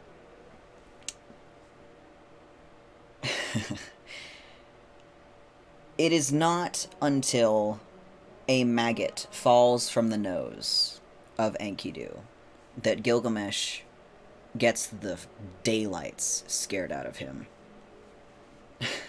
Good, it should hurt. This is the saddest part of the epic. So yes, a maggot falls from the nose of our dear Enkidu. And this frightens Gilgamesh. Not because there was a bug that just fell out of the nostrils of his best friend, but because this was a sure sign that Enkidu was decomposing. Which sounds obvious. But you have to remember at this point, both Gilgamesh and Enkidu, I should have mentioned this earlier because it's actually a huge pet peeve of mine. Enkidu is often treated as less than Gilgamesh in terms of his divine status, which I don't really understand, because when you look at the narrative as a whole, yes, Gilgamesh was 2/3 god and 1/3 human. His dad was a priest and his mother was a goddess, but Enkidu was literally created by the gods. Like, if anything, he's like 2/3 god and 1/3 like lake bed clay. Like, but even that's debatable. Whether or not he was made of clay, or if they just like made a man and stuck it in the forest. But so anyway, Enkidu was also literally created by the gods. But I feel as though modern, not people who like study the epic, obviously. Assyriologists would think differently of it, because Assyriologists know better. But Enkidu is very often not treated as an equal to Gilgamesh in the divine way. So this is because Enkidu was equally as divine as Gilgamesh. Gilgamesh had this idea that because they were both more divine than they were human, that they were not going to be subject to such human things such as death, such as decomposition.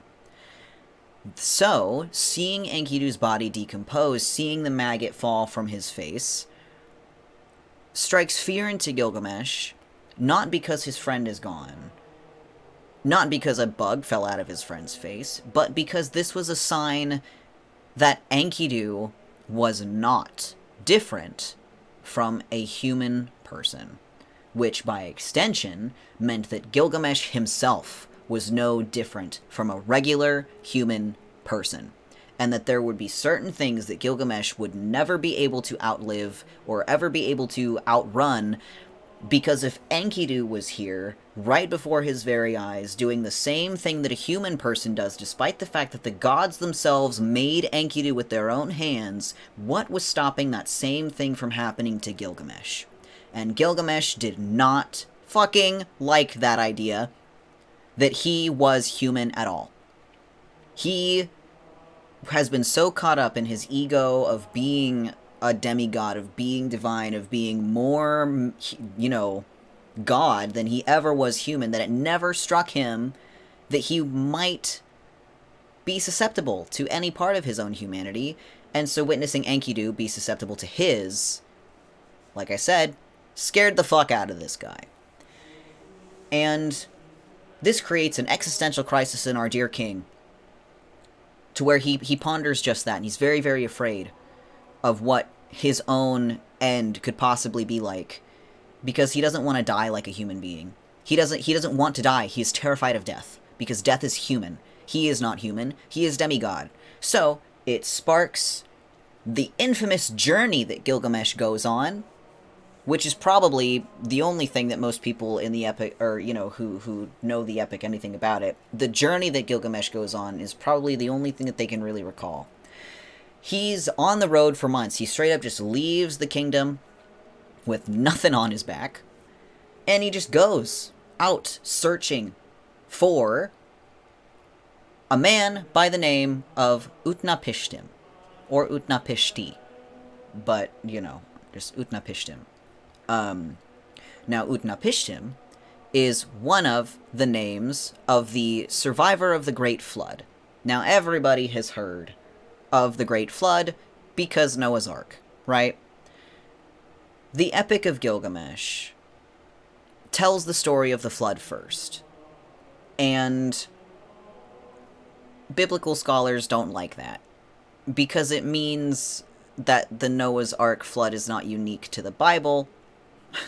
But we're not here to talk about the Bible. That's so fucking cool, isn't it? So, as a matter of fact, scholars were actually so terrified to delve into research about the flood present in the Epic of Gilgamesh, because it would literally ruin their career to try to be like, actually, the Bible was not the source of the Great Flood. There's a story older than this. There's a story older than the Bible. It would literally destroy their careers in, anthropology, archaeology, religious studies. So a lot of people shied away from actually doing research into it for a very long time, and it's only more or less a modern area of intense research because now there's like less stigma surrounding it. Now we're like allowed to learn more about it. There definitely was a flood, but covers the whole world is an X to doubt. It probably covers most of the Middle East, though. That's plausible. Yeah, there's all kinds of stories throughout human history as a whole. Like, every culture has some sort of story of a great flood, so the appearance of a great flood story in the Epic of Gilgamesh is also not necessarily a surprise. It's just, it is so similar to the story of Noah's Ark that, it's like, this is Noah's Ark. But it's told before the Bible. So did the Bible just take it? You know? Like, did the Bible copy-paste the Mesopotamian flood? So, you know. But, anyway. Utnapishtim was the flood survivor. And when he survived the flood, he and his wife were granted immortality by the gods. So, Gilgamesh, since he's terrified of the idea of dying, his first thought is, I have to go find Utnapishtim, and he needs to reveal to me the secrets of immortality. So he goes on this great quest to go find the survivor of the flood.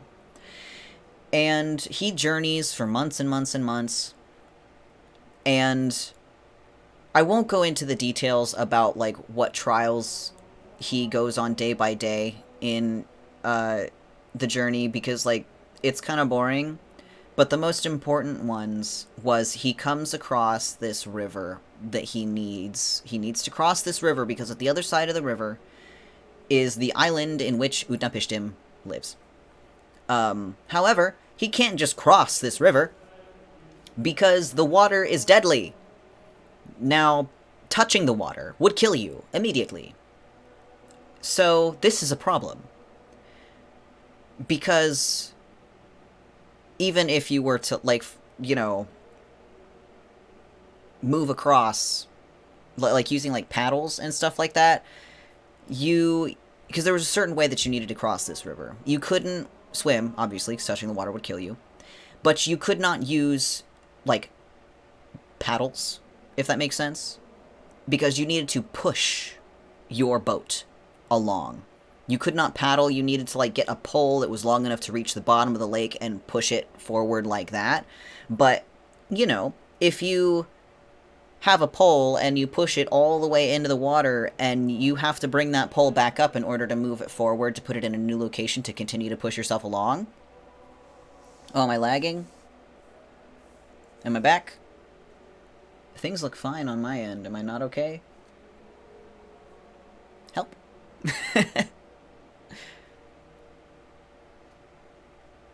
I think I'm okay. Maybe. I don't know. Everything looks fine on my end. Maybe I'll refresh it. Hello. Fine now? Okay. But, anyway. Hopefully the lag wasn't too bad. But, yeah, so when you have these poles that you need to put in the water and they go, like, you know, several meters down, you gotta pull them back out of the water in order to move them to a new location and then push them back down under the water. So, but, like, the act of bringing up the pole, you have to touch the residual water that is now on the pole, which will kill you because the water is deadly to touch. So, this presents a problem. Gilgamesh needs to cross this, you know, thing. But the only creatures, or the only creatures, he did slay a bunch of scorpion men on the way here, but, so there's this little hut, right, that's sitting at the edge of the deadly river, and there's a woman called Cedary, or otherwise known as the Alewife, who is here watching Gilgamesh at the end of this riverbank. And she tells him about the nature of the water. You can't just swim across. But there's a boatman named Urshanabi who can take you across. Now, on his way here, in addition to, like, killing a bunch of scorpion men, Gilgamesh destroyed some things that are just translated as stone tools or that stone structure or something like that. We don't have an actual word for it because it was a unique word in the cuneiform, so we only have, like, you know, similar, like, adjacent translations for it. But regardless, Gilgamesh destroys these stone things. These stone things were the things that he needed to cross this river, that Urshanabi needed in order to cross the river. And now they're all fucking broken because Gilgamesh decided to break shit on his way here, outside of someone's house. And so Siduri tells him this, and he meets Urshanabi, and Urshanabi's like, well, you fucking went and broke my poles, so you're gonna need to get new ones. You need to go and find more cedar. Again, repetition of cedar. And you need to cut, it was like, what, 22 poles, I think. There was a specific number of cedar poles that Gilgamesh needed to go cut down and like, carve. Because that is how many strokes it would take to get to the other side of the river. And once you used one, you couldn't use it again, so you needed an abundance of these things in order to get you all the way across. So Gilgamesh is like, no problem, I will go do that. So, I probably should have mentioned, when Urshanabi sees Gilgamesh, he knows exactly who this guy is. He knows that it's the king of the kingdom of Uruk. He knows exactly who it is. And upon seeing him, he's just like, wow, you look like shit. What's wrong with you? And Gilgamesh is like, dude, my best friend just died. And he goes on a ramble about Enkidu, and he's like, my best friend in the whole world, whom I love more than anything. He was my equal. I loved him as my wife. And he just writes a poem on the spot about Enkidu to this guy. And he's like, okay, that's rough buddy energy, pretty much. Read at 11:32 a.m.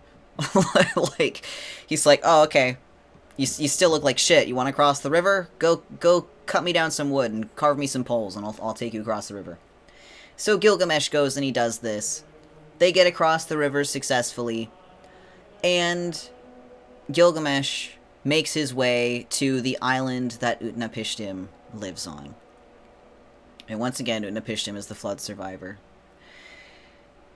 And I am going to borrow a phrase from the leading expert on the Epic of Gilgamesh. His name is Andrew George. He's written a very lovely translation of the Epic of Gilgamesh. It's known as the most accurate translation to date. He's also just like the authority on it in Assyriology. He's got some great lectures up on YouTube about the Epic of Gilgamesh. I would highly recommend listening to it if you want to know more. But he said this really awesome quote that... Or he explained Utnapishtim's reaction to Gilgamesh asking him for the secret of immortality. Because, you know, of course, Gilgamesh shows up and he's like, hello, you're immortal. I want to be immortal because I don't want to die. You should totally tell me how to become immortal so I can also do that. And Utnapishtim basically says, I can't do that. I can't do that. And Gilgamesh is like, why? And, you know, to use the Andrew George quote, Utnapishtim tells Gilgamesh, well, after I survived the flood, the gods... Because the gods did not intend for anybody to survive the flood, right? The point of it was to destroy all humans. So Utnapishtim survives, and the gods feel bad about it, so... to sort of pay Utnapishtim back, they granted him immortality. So Utnapishtim says to Gilgamesh, I cannot tell you the secret of immortality, nor can I grant it to you, because the gods gave it to me because this was a one-off solution to a one-off problem. You will never be immortal. You will never have what I have. Because the gods will never give it to anybody else, so long as they exist. This is devastating news to Gilgamesh. Because this is the purpose that he came all this way, to find immortality. And Utnapishtim is here telling him that you will never be able to get it. So now Gilgamesh is feeling like this is a huge waste of his time. The same gods he pissed off not once, but twice. Yep. So yes, Gilgamesh is feeling like this was a huge waste of time, but he's also still so terrified about the possibility of death that Utnapishtim telling him, no, you can never have this, is not a good enough answer, and he does not believe Utnapishtim. So, Gilgamesh says, well, there's got to be some other way. There has to be something. Utnapishtim says there is. However, you must prove to me that you are worthy to know what I know, before I can give you the secret to immortality, before I can tell you anything else. It's again, Andrew George, quote, if you want to conquer life, you must first conquer sleep, says Utnapishtim. You must stay awake for 7 straight days. If you can stay awake for 7 days, I will tell you the secret of immortality. I will tell you how you can attain it, and I'll tell you what I know about immortality. Gilgamesh says, no problem. I got this in the bag, because he's already been on the road traveling, like, sleeplessly for 3-4 months, something insane like that, probably longer.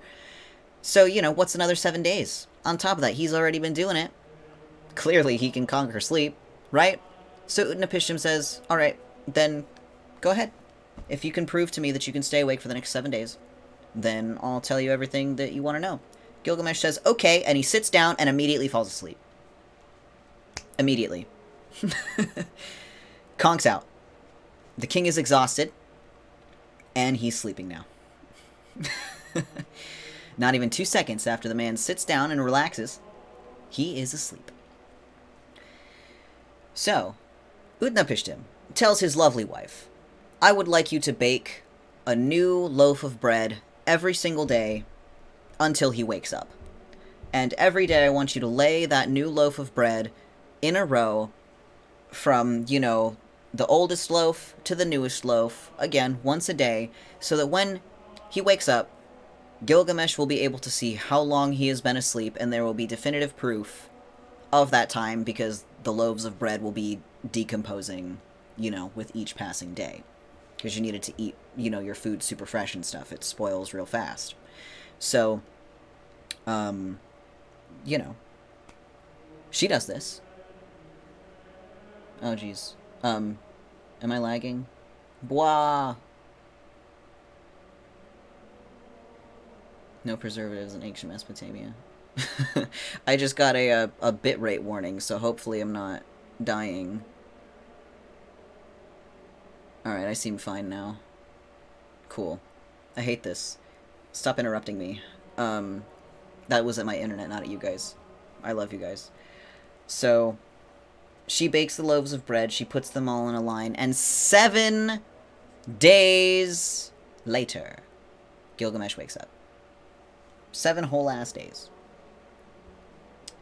And when he wakes up,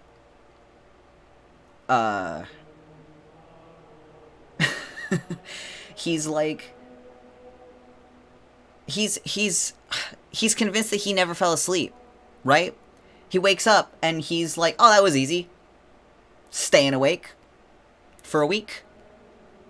Easy peasy lemon squeezy. Don't know what you're talking about. Easy game. And Utnapishtim is like, dude, you fell asleep. And Gilgamesh was like, no, I didn't.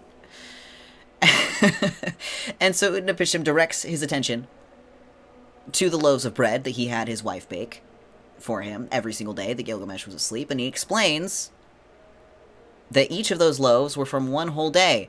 And, the day 7 old loaf is all super moldy. The day 6 loaf is slightly less so. So on and so forth. There's factual proof here that Gilgamesh has been sleeping for the time of a week, and he can't deny that he has been sleeping anymore, because there's proof here, and he's not so arrogant as to continue to be like, I don't know what you're talking about. Proof is right in front of his eyes. So, Gilgamesh is extremely distraught. Extremely distraught. He has failed this test. He keeps fucking up. I feel like that's important.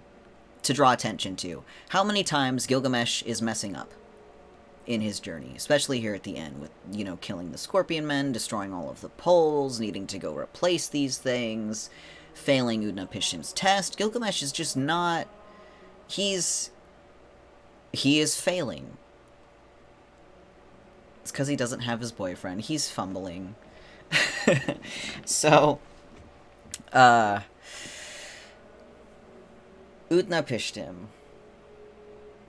after hearing Gilgamesh be so upset, Utnapishtim says, "Let me tell you about the story of the flood, because I feel like it's important for you to understand why the gods granted me immortality, because there is a reason why they gave it to me."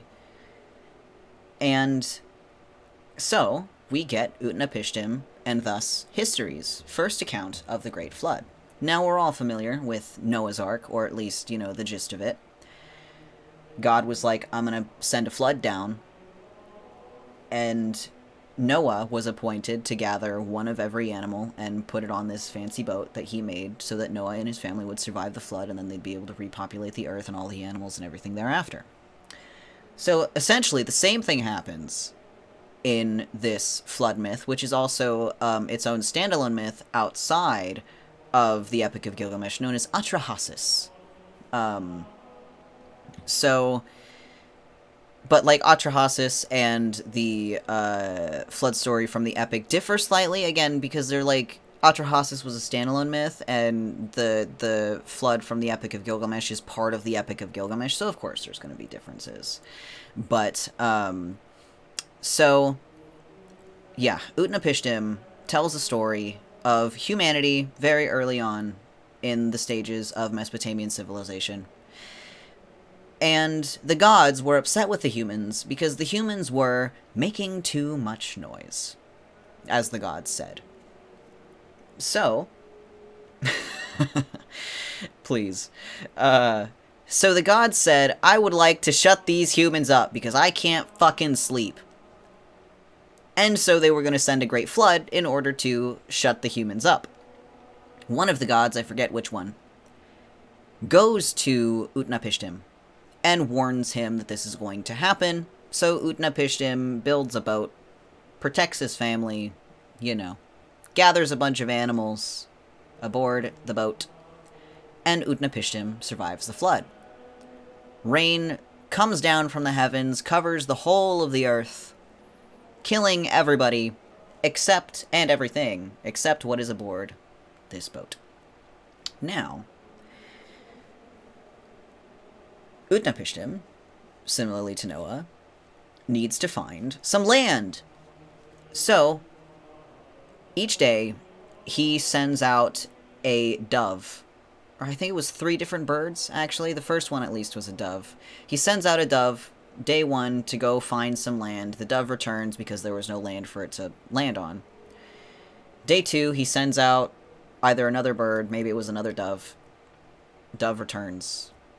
No land to land on. The 3rd day, he sends out a raven, and the raven does not return. So, there is land that the raven has found. Overjoyed with this discovery that there is somewhere out there, some sort of dry land for this ship, you know, to make way at,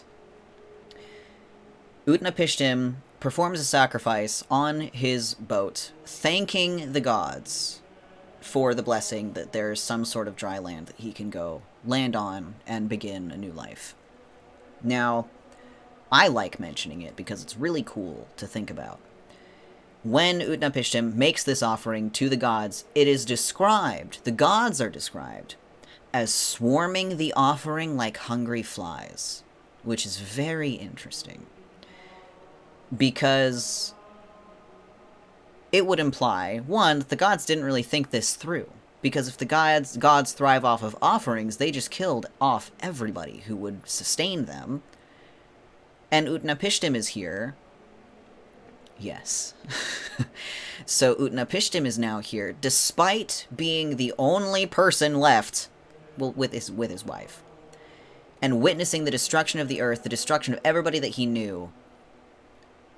Here is this human who has nothing left, yet he is still here offering thanks to the gods. And the gods are starving.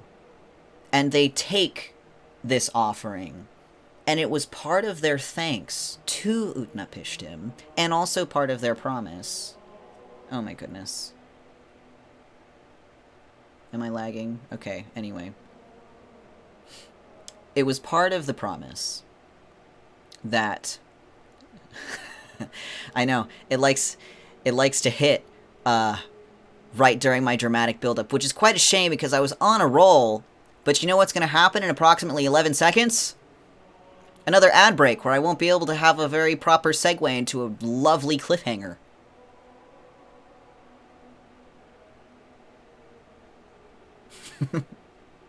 So we're going to wait.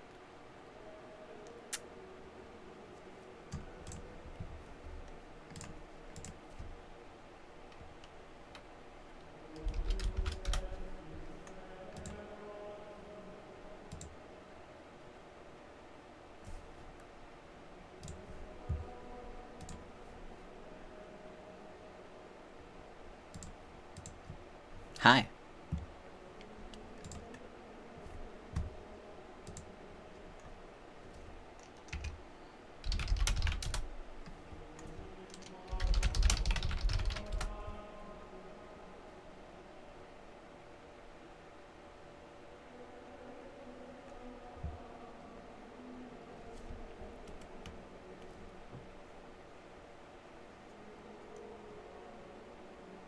Hello.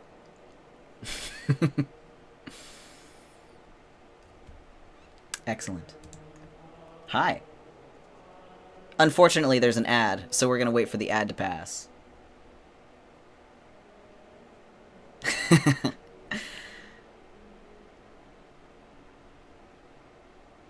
But, fun fact, before I cut out, we were actually, like, at ad territory anyway, so there was a cliffhanger regardless. So, the suspense just sort of works. Thank you.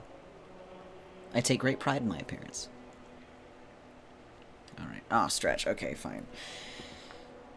Oh, fuck.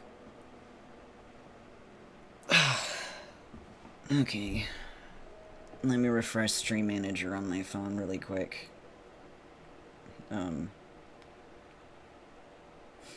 Also, Twitch, don't fucking cut me off again, man. I'm gonna kill you. Legally, that's a joke.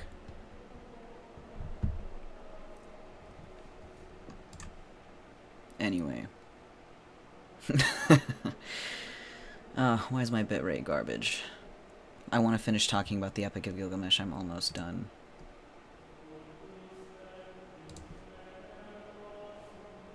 What is this notification? I'm waiting for my bitrate to be a little bit better. Hold on. Maybe if I close some nonsense, like Discord. What's this? Oh. Hold on. You're dealing with my scuff. We're right at the climax. For fucking real. Okay. But I should be alright. So. Anyway. Utnapishtim. The gods swarm the offering like hungry flies. Which implies that the gods did not think their destruction through of killing off all the humanity, because if humanity sustains them and they killed them all, the gods are going to die. Their gods are going to starve. That's not good. That's not good for anybody involved. So here's Utnapishtim, the lone survivor of the flood, and for whatever reason, he is still okay with and willingly offering, of his own volition, because he did not have to, offerings and sacrifices to the gods. So the gods are so thankful to Utnapishtim for sustaining them, for continuing to believe in them, and it is part of this action of Utnapishtim's why the gods give him immortality. It is also partially a promise to him and to humanity at large that they are not going to do this again, because they recognize this was a huge mistake that they made. So, and also, because Utnapishtim is the only survivor from the flood, that means he is the only survivor of the old humanity, of the old world. This is important. Because part of the reason why Gilgamesh was such a shitty king was because he did not have the proper knowledge on how to become a king. Such knowledge was with and died with the old humanity, with the old world that Utnapishtim was part of. If humanity wanted to learn how to be proper, how to properly worship, how to properly live, how to be a proper king, they would need to rediscover it themselves. And because Gilgamesh had not discovered these things on his own, nor had humanity at large discovered these things yet, Gilgamesh was a shitty king. Very poor king indeed.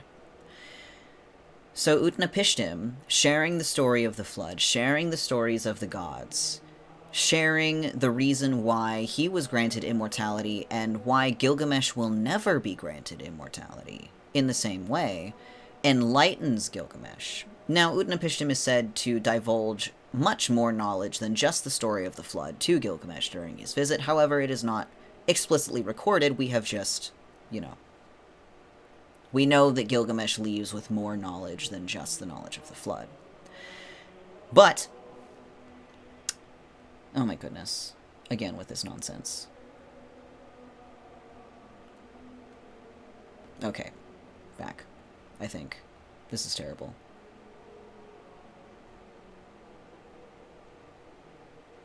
I think we're okay. I'm going to continue. So, Gilgamesh is once again like, bruh, if I can't become immortal, then what do I do? Because, what do I do? And Utnapishtim says, okay, there is one way. One other way. The only way that you can become immortal. Okay, cool, it lagged for a second. But anyway. The only way Gilgamesh can become immortal, because he won't be granted it by the gods, is to go to the bottom of the lake, and at the very bottom of this lake grows an herb. It is a sacred herb, it is a divine herb. It is the herb of immortality, very aptly named. And eating this herb will provide you with instant rejuvenation. It'll restore your youth. So Gilgamesh is like, excellent, that's exactly what I want. I don't want to succumb to anything. I will gladly go fetch this herb. So, he does. Gilgamesh goes to the edge of the lake, and he ties a bunch of rocks to himself so that he can sink all the way to the bottom super duper fast because he cannot swim down there. It is too far. But, you plunge yourself down there with a bunch of weight, and you plunge much faster than you could ever swim. So he plunges himself down to the bottom of this lake, and he successfully grabs the herb, and he shoots back up, untying the rocks. And he emerges from the water with the herb in hand. Brilliant, indeed. Big brain moments from King Gilgamesh. So he's got the herb in his hand. And with the knowledge that Utnapishtim has given him, with the herb in hand, with all of this attained, Gilgamesh feels as though he's succeeded. So, he begins his journey home, and he is happy as a clam. Tickled pink, as they say. And he's on his way home. He's contemplating the use of this herb. And part of him thinks, well, what if this herb, what if it's not actually what if he lied to me? What if Utnapishtim wasn't entirely truthful to me? What if the herb has some nasty side effect? I'm going to have to test it on somebody before I take it myself. So, this is a symbol of his distrust in the ancient world, distrust in the old humanity, distrust in the old gods. So, as we can see, Gilgamesh has yet to learn a single fucking thing. Very true to our poor king. So as Gilgamesh is traveling, he's getting closer to his kingdom, and he decides to take a break, because he's been traveling for months. He has not bathed, he has not groomed, his clothes have become equal to rags. He's not looking very good, let alone kingly. He is a fashion disaster. So, he decides to, wash his clothes, wash himself, and he sets the herb down at a lakeside, and he goes into the river, into the lake. It is a river. He goes into the river, and he just starts bathing, so he can be nice and clean when he rolls up to, thank you Streamlabs, when he rolls up to his kingdom again, and he can look as kingly as he needs to present himself.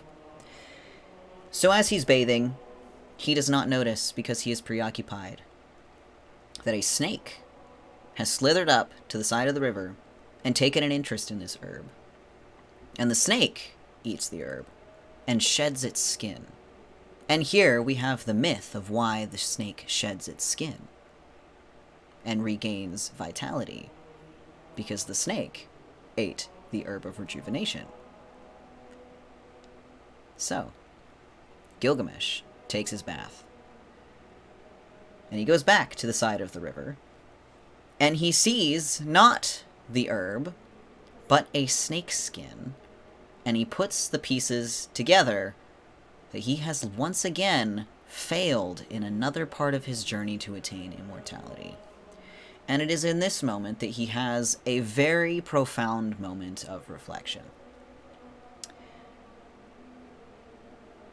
He realizes, in this moment of his journey, he has had another incredible loss. This was the only way that he was ever going to succeed in his journey. This was the last possible thing he could ever do to get what he wanted, to what he set out for. The thing that Enkidu's death affected him so deeply about, that set him on this journey, and he has fucked it up over and over and over again.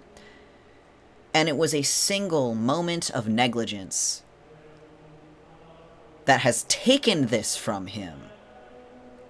And it's in this moment that he realizes it's always been a single moment of negligence. It has always been a single failure. It has always been a single decision that has resulted in these losses. It has always been silly, tiny, inconsequential things that have resulted in life-changing experiences for me. And things that I will never be able to recover from, things that I will never be able to get back, things that I will never be able to make up. And he reflects more on Enkidu. And on the idea of immortality, once again. Because without the death of Enkidu, he never would have become obsessed with the idea of seeking this thing. Oh no, shit. I disconnected again. Don't go anywhere.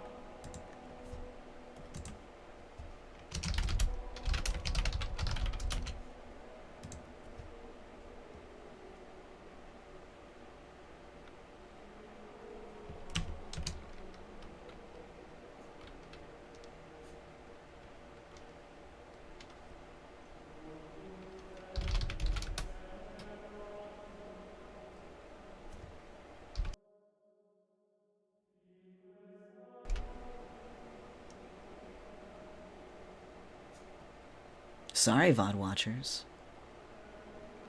I'm back. Mostly. Hello. Hi. I'm tired of this, Grandpa! Anyway. So. Gilgamesh is having a moment of reflection about the idea of immortality, about Enkidu, about loss, about experiences, about life. Specifically, he is thinking about how death, the death of Enkidu, gave him the idea to seek immortality in the first place. So he's sort of thinking about the idea of immortality, and the idea of death, the idea of Enkidu dying, and thus, how Enkidu was susceptible to the human action of death, right? The humanity part's very important to remember. He's thinking about all three of these things combined. So he's thinking about Enkidu. And he thinks about Enkidu's funeral, which he did hold earlier. There's a whole tablet dedicated to Enkidu's funeral. And how every single person in the whole kingdom was so very upset that Enkidu had died. It was not only Gilgamesh who was mourning the loss, it was every citizen of Uruk, because everybody loved Enkidu just as much as Gilgamesh did. So, Gilgamesh thinks once again about the idea of immortality. But he's thinking about it in relation to Enkidu and about the idea of remembering, the idea of being remembered. He thinks about Utnapishtim. And everybody remembers Utnapishtim because Utnapishtim is immortal. So he takes the idea of immortality, the idea of being remembered, the idea of Enkidu's funeral, and he sort of dissects it, and he thinks, well, the people remembered Enkidu after Enkidu was gone. I remember Enkidu, even though he's gone, because Enkidu had a profound effect on my life. Enkidu had a profound effect on the lives of the people. Enkidu did great things and was remembered. So he thinks, if I do great things, then maybe the people will remember me the same way.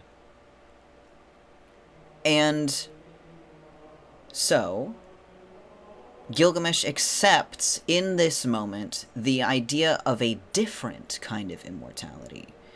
An immortality that only humans can gain, which is not the same kind of immortality he sought to find when he began, but it is in this way that he does succeed.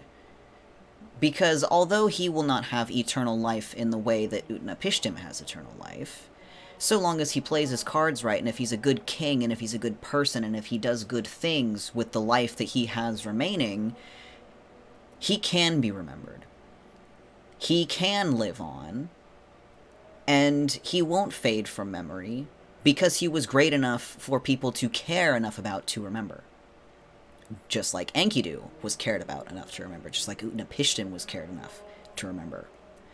So Gilgamesh returns to the kingdom of Uruk with a brand new idea of immortality, with brand new knowledge, with the proper knowledge that Utnapishtim gave him on how to be a good king, on how to live properly by the gods, how to serve the people, how, the knowledge that was lost with the previous humanity, Gilgamesh now has it, and with Gilgamesh carrying it into Uruk and leading with that new knowledge,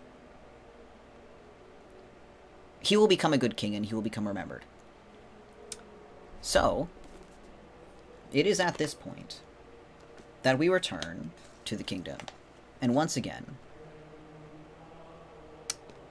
our attention is brought to who built the kingdom, and we once again get the cyclical nature of Mesopotamian literature. Because I'm going to read from the epic now, the last stanza of the Epic of Gilgamesh. They reached the Uruk sheepfold. Gilgamesh spoke to him, to Ur-Shanabi the boatman, "Go up on the wall of Uruk, Ur-Shanabi, and walk around. Inspect the foundation platform and scrutinize the brickwork. Testify that its bricks are baked bricks, and that the 7 counselors must have laid its foundations. 1 square mile is city, 1 square mile is orchard, 1 square mile is clay pits, as well as the open ground of Ishtar's temple. 3 square miles and the open ground comprise Uruk." And then we have the end of the Epic of Gilgamesh. It ended as it began, gazing upon the man-made walls of the city.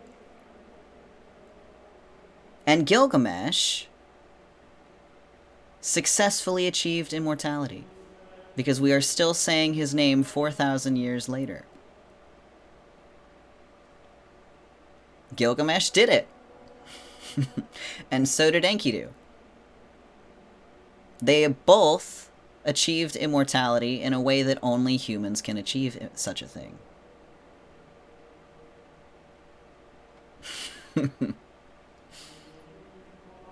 And so concludes the Epic of Gilgamesh. What do we think?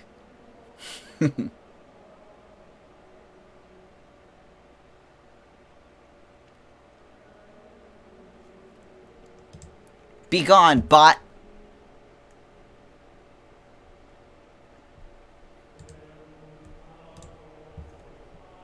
I have to go over to fucking Streamlabs. How do I get rid of this nonsense? Delete. Be gone! Okay. I don't know why it said I deleted it 4 times. But anyway. Standing ovation from the entire stadium. I sure hope so. But yeah. That's the Epic of Gilgamesh. And I do want to draw attention to absolutely brilliant story time. I'm so glad. But, let's see. I do want to... It's, again, the cyclical nature of Mesopotamian literature. I want to talk about Enkidu's role in the epic, and then that'll be a good note to end on, but it's, you know, I've still got, like, fucking minutes, right? So, you know, Enkidu was... I mentioned this earlier when I introduced the idea of Enkidu, but now we're coming full circle, just like the epic. So, Enkidu was, of course, created to reign in Gilgamesh because he was unruly. Hold on, someone came home.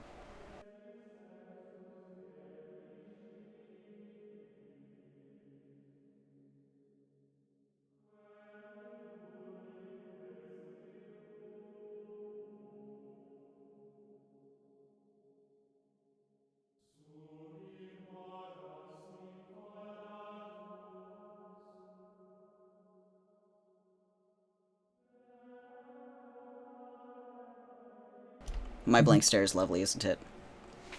Someday I'll have an idle animation. But, I was resetting my brain, obviously. Not getting up and talking to somebody who came into the house. Anyway. So, cyclical nature of the Epic of Gilgamesh, right? So, what was I saying? Oh yeah, Enkidu. Enkidu was created to reign in Gilgamesh because he was unruly, he was too powerful, nobody could handle him, and the bitch needed to be controlled. So the gods literally created Enkidu to control Gilgamesh, right? So throughout the epic, both of them together make a bunch of mistakes, mostly just those two. And they were big mistakes, like, you know, bar none, they were pretty big mistakes. But the problem, some could argue, is that Enkidu and Gilgamesh, as a pair, I suppose, were no longer keeping to themselves, I suppose, if that makes sense, because, you know, if Gilgamesh was causing a bunch of issues on his own, they gave Enkidu as, like, you know, a mediator. They were like, you know, I'm going to put a leash on him. Enkidu is the leash. Enkidu is what keeps Gilgamesh grounded, what keeps him under control. But then together they both started making a bunch of mistakes, and they both started making a bunch of, like, crimes and killing things that they shouldn't be killing. So it was almost as if Enkidu's influence was no longer chaining Gilgamesh in a way that really mattered. Some people might say that, like, Gilgamesh's recklessness was just rubbing off on Enkidu, but, like, I don't necessarily think that that was it, because, you know, just thinking back to Humbaba, Enkidu did have to be persuaded by Gilgamesh, and he did ultimately agree, but he ultimately was also persuaded, and also, depending on the version of the epic that you're reading, it was the gods who advised Gilgamesh to go into the forest to begin with. So the first one, and then again, of course, when Gugalana was attacking Uruk, they were just defending the kingdom. So, you know, there are circumstances to take into account as to whether or not they were really misbehaving for the sake of misbehaving, or, you know, whether certain decisions were compromised, like, you know, but regardless, a punishment needed to be doled out, and the punishment was Enkidu's death. So then a lot of people would ask the question, why was Enkidu killed? Why was it not Gilgamesh? Why was it Enkidu? Well,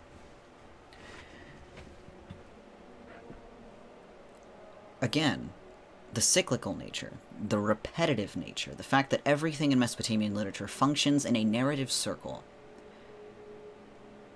How else are you going to control Gilgamesh? You're not. The only way they were able to control Gilgamesh was by using Enkidu. So, if you need to control Gilgamesh, you use Enkidu. So the gods kill Enkidu to control Gilgamesh, because that's the only thing that works. And I just think that's a very fascinating way to write a story. And pardon the dog barking, she is also very, you know, passionate about the epic. I speak to her about it a lot.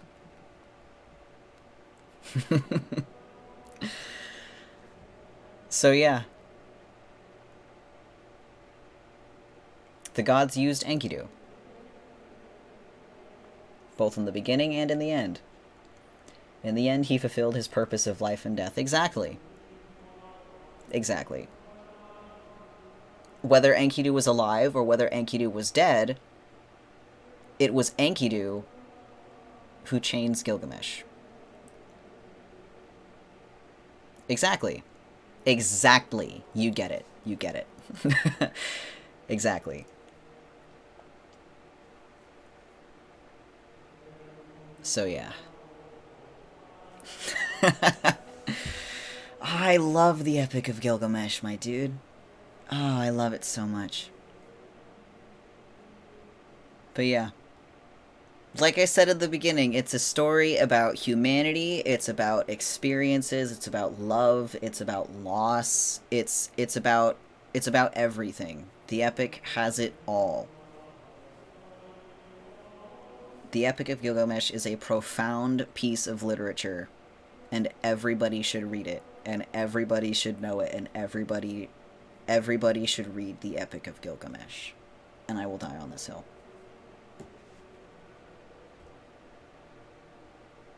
But yeah, I feel very satisfied. At the end of this day, humanity peaked in ancient Mesopotamia. I would agree. I agree. I agree. I agree. I agree. Man. I love the Epic of Gilgamesh. Fuck. Oh my god, I love the Epic of Gilgamesh. I don't even, Thank you for listening to me talk about it today. At this impromptu chatting stream. I had a fantastic time. Oh, man. Well, I don't want to end just yet, because I still have so many brain worms. Oh, here's a good idea. Does anybody have any questions about the epic? I will happily answer any questions. Or any additional thoughts. Anything that you guys want to mention in particular. I'm going to flip through my book. Let's see. Maybe someday I will read it, but... thank you for talking about it. I knew of the story, but never heard the story in school. I'm glad I was well, thank you for coming here to listen to me talk about it.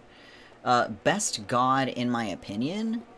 Like in terms of what? Like, who just my favorite god is of the Mesopotamian pantheon? Because I do have an answer. I do have an answer. Sure. My favorite god is Marduk. I like Marduk. Yeah, I like Marduk.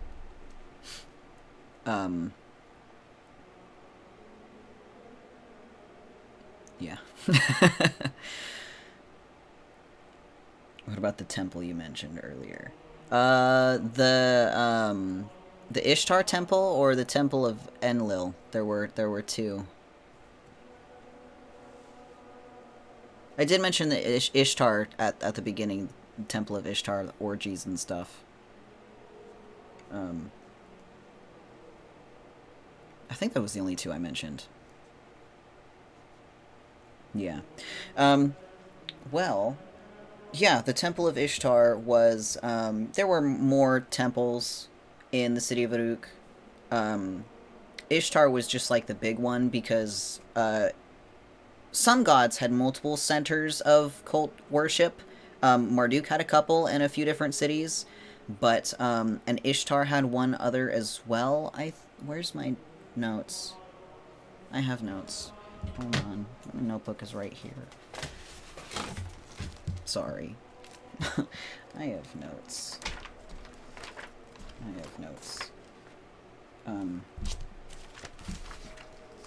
Don't mind me while I flip through stuff. Whoops.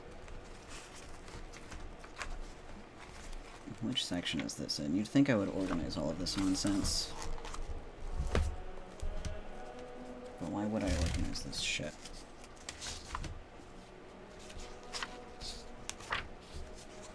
Where is this section that I'm looking for? Is this not the right notebook? It should be. Though I do have several. Oh! Found it. Now, where is it? I have notes. Let's see. I'm totally ignoring chat for a second while I look at for my list of nonsense. Here we go!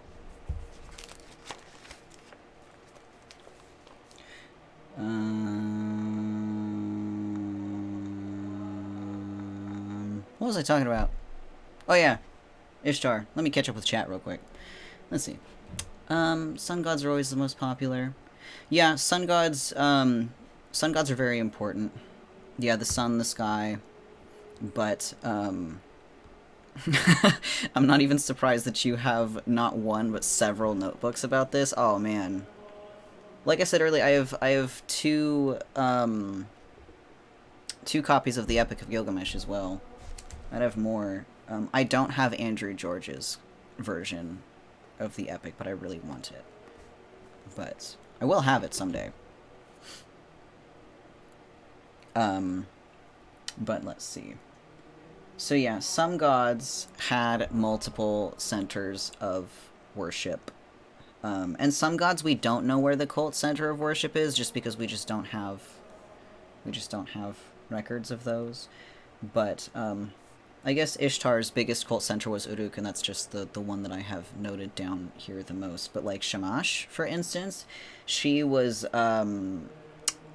worshipped a lot in Larsha and Sipar, for instance. And Ninurshag was worshipped mostly in Eridu and also in Kish. But, yeah. This is off topic, but I adore the rendering on the gold pieces. Metal is such a bitch to render, and you did a fantastic job. Why, thank you. I love coloring metal. It's one of my favorite things. But yeah, thank you very much. I worked very hard on it. Also, there's an ad. Sorry, ad people! Oh my goodness.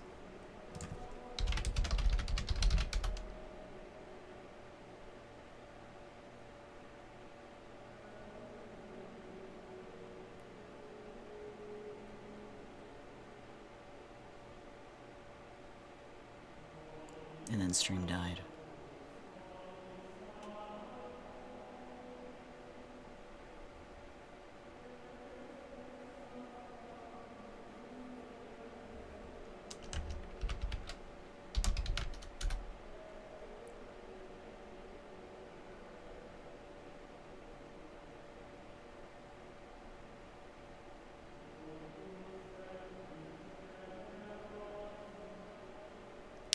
Hello.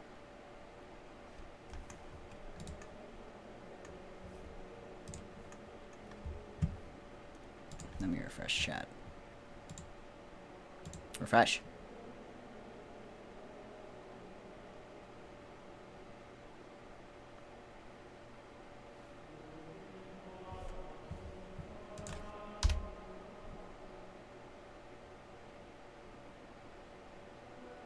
Okay. Things should be working now.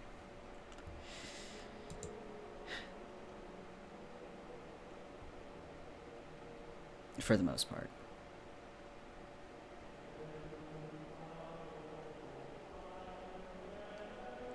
I don't know why it continues to do this.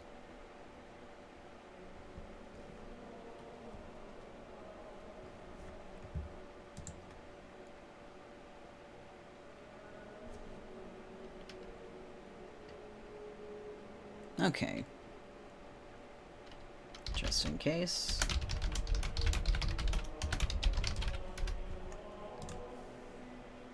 Just in case. Because I don't know if any of you are still here. Okay, cool. Delightful. Fantastic, fantastic. Cool, cool, cool, cool, cool. And everything seems to be working. As you can see, it's not my fucking problem, because I have internet this whole time. So, what's the deal, Twitch? If I could get closer to intimidate you more, twitch.tv, I would. Alas, this is as close as I can zoom in. But, thank you for the compliment on my gold. I love the way that it turned out also. But, on gold and stuff like that, the sun, right? Which also happens to be a theme of mine. But, I like Marduk because of the mythology surrounding him, rather than, the things he's associated with. It's just a happy coincidence, really. But, I did speak about Marduk at the beginning of the stream, actually, when talking about the repetitive nature of Mesopotamian literature. But, anyway. The, am I fucking laggy again? No. Okay, cool. I'm back. But, yeah, the Temple of Ishtar was just... We know a lot about the Temple of Ishtar in comparison to what was going on in other temples, just because we've managed to recover a lot of artifacts of those temples and just, you know, tablets that relate to it. So we just happen to know, like, what went on in the temples.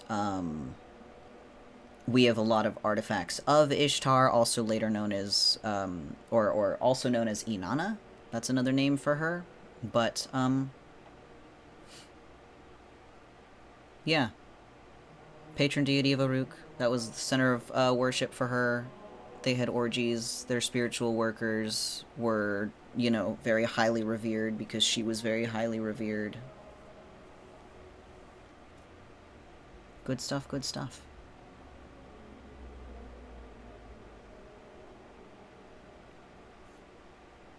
But yeah. Maybe I'll research the Temple of Ishtar more thoroughly. I'd like to know more about all of the temples. It's just difficult to find good sources for that on the internet. That's not just like 2 sentences worth of information, you know? I'd have to like buy books. So, I'll buy books sometimes. Or sometime. I just have to find the right ones. Because all I have really is mythology books. But that's fine. But the mythology books don't really talk about, you know, the historical uses of the temples and what went on in them. But, yeah. Temple of Ishtar. I want to go see the, someone say research? I'm good at that. I fucking love research. I do research for fun, as you can tell by how many notebooks I have at my desk. Yeah. Oh, I do research all the time. Let's see, I have 1, 2, 3, 4. I have 4 notebooks full of various information, and then I have, like, a book right here, and then I have a whole ass drawer next to my desk that, like, goes under my bed. And I've got a whole binder worth of research in there, too, of just different topics and stuff. I love research and stuff. I love taking notes. Didn't do any note-taking throughout pretty much my entire career in Homunculus High School. Or Homunculus College. But, you know, now I do it for fun. Funny how that works. So, but yeah. Oh man. You can always bring out the history major bet, and I can try my best to find stuff out too. I don't even know what I would. You know, it's funny that you should say that, because earlier today I was considering like looking into school again and being like, man, maybe I will just go to school, and maybe I will just become an Assyriologist. But I suck at school. So it was a very short-lived thought. I'm just not good at that. Which sucks, because I'd love to have formal knowledge and access to formal, resources and stuff like that. But, like, for fuck's sakes, I suck at class and stuff. That's just not my forte. I'll do it by myself all day long. But, like, you tell me to do it, and I'll be like, oh, I'm not in the mood. Sorry. I'm not gonna. Nope. In one ear, out the other, as it were. What other notes do I have in this notebook? I think this was for, like, a project or something. Because this is not the notebook that I thought it was. It had the information I needed, though, so that was fine. Anyway. This was a lovely stream. Maybe I should do this more often. Just fucking ramble about stuff that I know about Mesopotamia. Maybe I'll do another one about, like, Atrahasis or something in the future. It's easier to learn when the teacher's actively engaged in the material they're teaching. Indeed. Man. What button is this? This button just lit up for me. What is this? Oh, no thank you. That being said, I hope listening to me talk so passionately about the Epic of Gilgamesh has... Oh my goodness gracious. The dog is losing her fucking mind.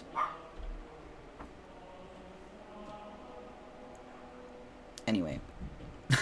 I hope you learned a lot about the Epic. My favorite class was medieval art history, because that was the professor's specialty. And 90% of the class was just him rambling. That's excellent. I had an English teacher like that once in Homunculus Middle School. Oh my fucking god, these dogs. Whatever, dude. This stream has already been so full of scuff, it doesn't matter if the dogs are yapping their heads off. Anyway. My sister has a friend over, so naturally they're like, oh my god! Person! As dogs are. So, you're just gonna deal with that. But that's fine, because I should probably wrap it up anyway. I didn't realize it was like 4:30 p.m. I haven't eaten all day. Hungry homunculus. Sort of. I mean, like, it'll probably hit in a bit. I'm gonna hydrate, actually. Hold on.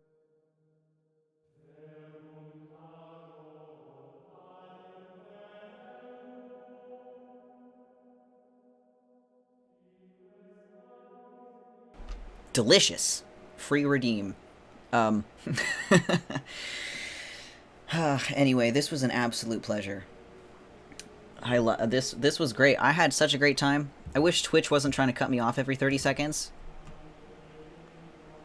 But, reading something right now that is linking Ishtar to Aphrodite and how they relate. It's sort of interesting. I can see why. I don't know enough about Aphrodite to have thoughts about it, though. The Greek gods are not so much my area of expertise. Because I was just like, hey, have you heard about my Lord and Savior, the entire history of ancient Mesopotamia? But anyway, I think I'm gonna... Since I'm done talking about Mesopotamia, I'm just gonna slowly start backing away. Whoops. I didn't mean to drop off the face of the earth.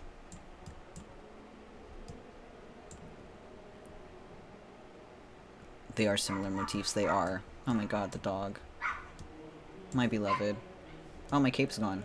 Did I do that? Or did someone else do that? I think I did that on accident. Well, free capeless. You want to see my legs? There they are. Very skinny. Anyway. I'm gonna put my cape back on. Maybe I won't put my cape back on. Hell yeah.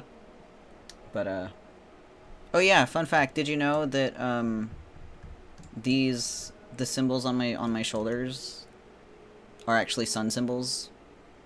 Well, sort of. It's like a symbol for both gold and the sun, and then so is the one on my chest, which you can't really see entirely, but, like, you know, sun symbols, since we were talking about that earlier. Skinny legs.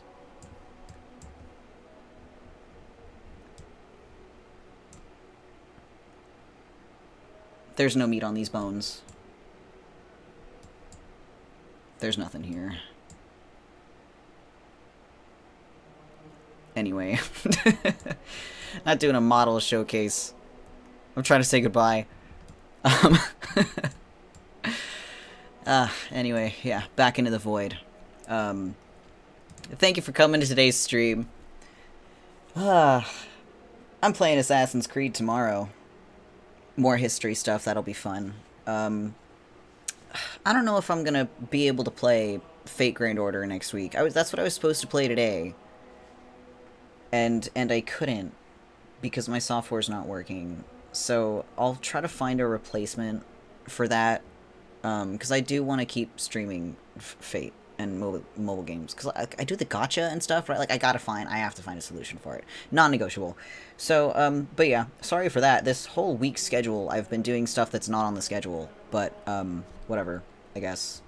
So, haha, whoops. Tomorrow is Assassin's Creed. So if you're interested in Assassin's Creed, come hang out. But as for today, thank you for coming by and thank you for hanging out. This was fantastic. This was truly great. I enjoyed talking about the Epic of Gilgamesh. I enjoyed, you know, answering questions about it and having fun jokes about it. I enjoyed this. This was, like, genuinely one of the most fun streams that I've had so far. So, it was awesome, and thank you guys for showing up and also caring about it. And I hope that you take the story of Gilgamesh forward and that it affects you as profoundly as it affects me. But yeah. That's gonna be it for me for today. Let's see if there's anybody online that we can send you to. Let me look. Oh my god. There is. Hold on. Perfect. Well, I am gonna send you to Lily Avendera from Real Corp. She's lovely. She's streaming karaoke, it looks like. So that'll be fun. I don't have a raid message. I guess it's just like J-raid or something. I don't fucking know, man. Make something up. That seems to be what I go for every time, but I don't have emojis or anything like that. I'll figure it out, which I also say every single time I do a stream. But, yeah, for real, I'll figure it out. I'll make a note, I promise. So before Twitch disconnects me, yeah, we're gonna go raid Lily. She's lovely and I like her voice. But thank you guys for coming. I really, really appreciate it, and I hope you had a great time in stream today. Go show Lily some love, and again, if you would like to do a raid message thing, you could just do, like, J-raid in capital letters or something. But have a wonderful time, have a wonderful rest of your day, and hopefully I will see you tomorrow, and in the future. Pardon the dog again. But yeah, bye-bye, everybody. Have a wonderful time. Bye-bye.